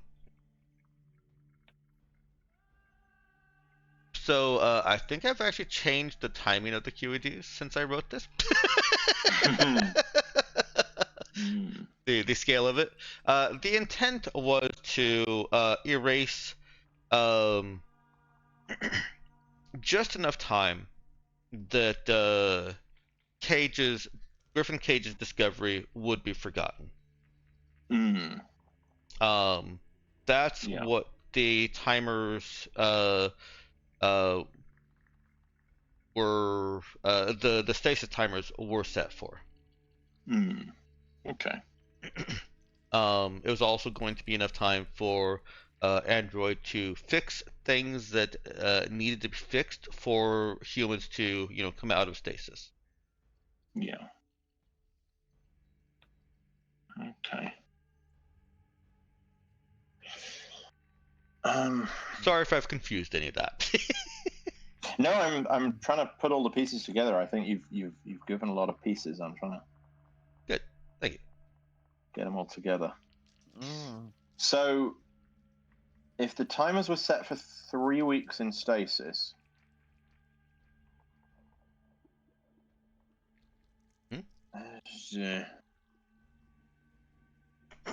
okay,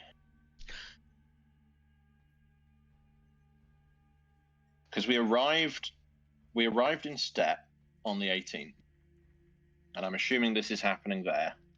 Mm-hmm. We were pushed. A ship came from the Raza and landed on the 25th, a week later. 2 days later, that fighter left, and the Raza redirected into the sun. That sounds right. Where's my condensed timeline? Oh, I've got a timeline with dates. Okay. All living crew go into stasis on March 7th, with timers set to 3:28, exactly 3 weeks.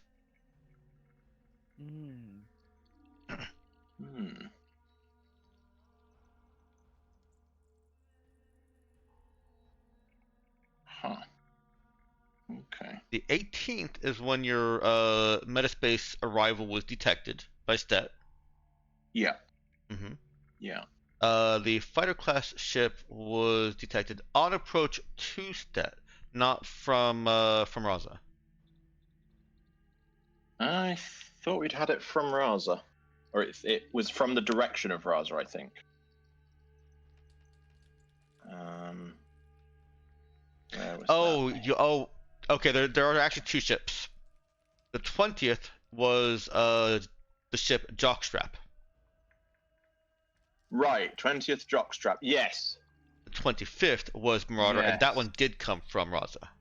I apparently didn't write down the stuff about Jockstrap. Yes, I've only got my notes only mention Marauder. Okay. But yeah, so Jockstrap came in and landed. Marauder came in and landed, and then they both left on the 27th, and also Raza redirected into the sun, all on the same day. Yes. Mm-hmm. Yeah.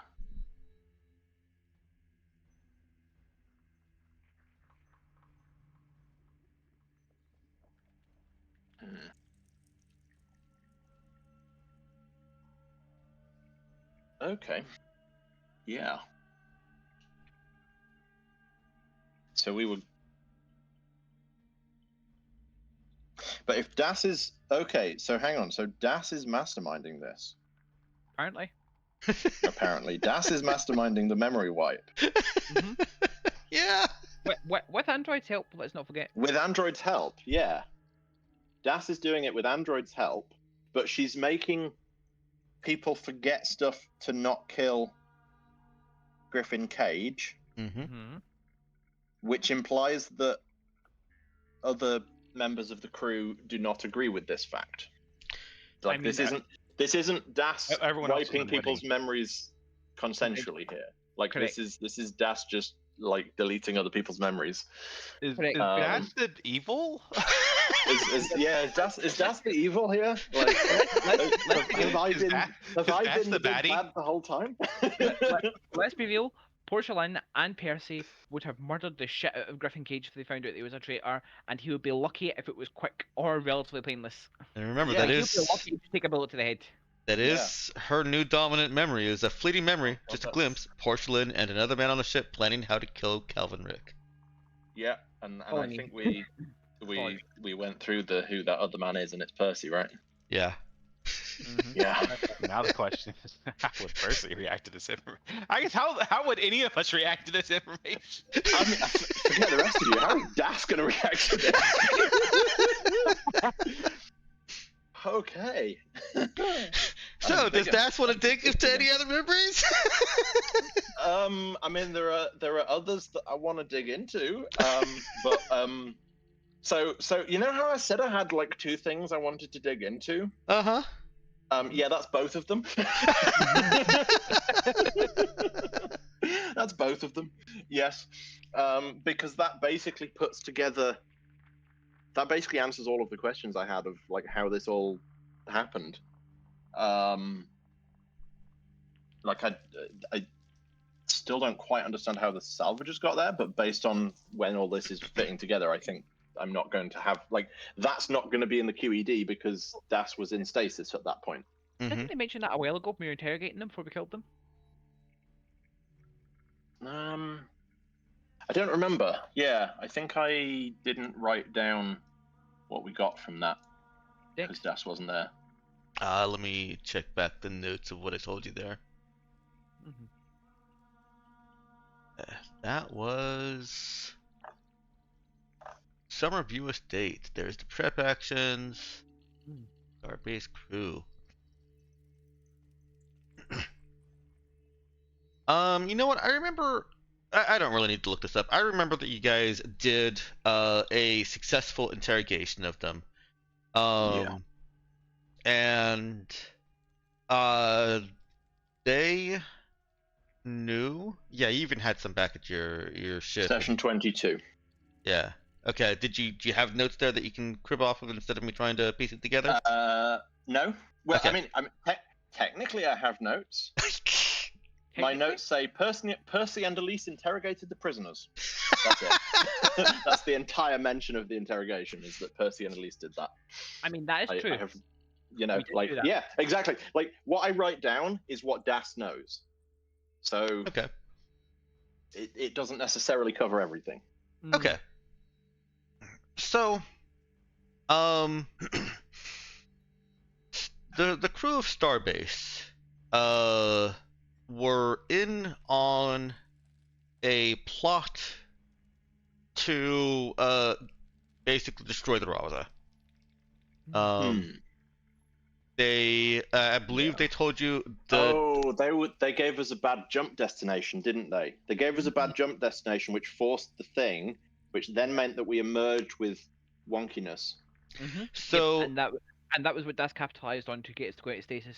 yeah, Oh. they didn't give you that Oh, bad God. jump destination. You did get that from Porcelain, like a contact Porcelain had, Right, yeah. but you Yeah, assumed that he'd but been compromised. We were given a bad jump destination. And yeah. I believe they also said that they were just one of a handful of ships that were stationed at different potential exit Right, locations. yes. Yeah. The jump destination, that's where you got the coordinates of Timot 77-7. Is Yeah. Well, that's not where you got the coordinates. You knew that that's the hex that you were given coordinates to, and were told that there's nothing there. You later found something on the Fiorentina that said, "Oh yeah, there's something there." Which hasn't been explored, because if there's something there, then you had a good jump destination and shouldn't have automatically mishapped. Yeah. I think that's what kind of lured you away from trying to jump there and find out what's out there. Yeah. Yeah, so what you're telling me is that theoretically we have a workable jump destination, and it's just that the specific one we got was grey, but like we know. Yeah. What? Okay. Oh, Um, so we could do that. They weren't supposed to salvage the Raza. They were supposed to just kill the crew and push it into the sun. And they got all of those things wrong. Don't salvage, kill crew, push into song. They got Failed. everything right. It was not, it should not have taken 6 months for the Raza to reach the sun. They messed up on the push. Their rig that they set up so that they could use their ship cracked and didn't impart enough force. They salvaged. They spent time salvaging. They fucked with the timers. Instead of just killing you guys. Yeah. They even but pulled. that's a sense to need. So. They even pulled Zoe out of stasis when they weren't supposed to. They had only had arrangements for pulling out Portia Lynn and Griffin Cage. Yeah. Mm. Which, And presumably, if they pulled Portia Lynn out, then so Android goes along with. But hang on. So Portia Lynn's contact gave her the jump destination, which was faulty. Which meant that when we got put into stasis, Daz got the opportunity to take our memories. And then the salvagers, who hired them again? Union. Union, okay. And then the Union salvagers came and pulled Portia Lynn and Griffin Cage out. That part makes sense, at least. Presumably also Android, who got sent away to some Union part that Cassian is now tracking for us.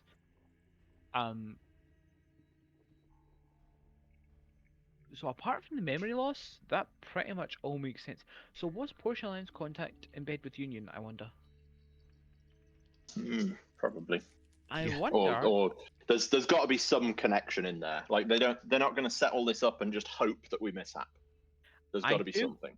I do wonder, right? I do wonder who was Portia Lynn's contact, and are they in fact still alive? Have they approached Portia Lynn since? Is she working with them possibly? Does she know what they did before she lost her memory? And I am wondering if this is a good enough question. Who was it that gave us that bad jump destination to be worth finally delving into Portia Lynn's QED? Ooh. I think that's worth violating her memories for. Maybe.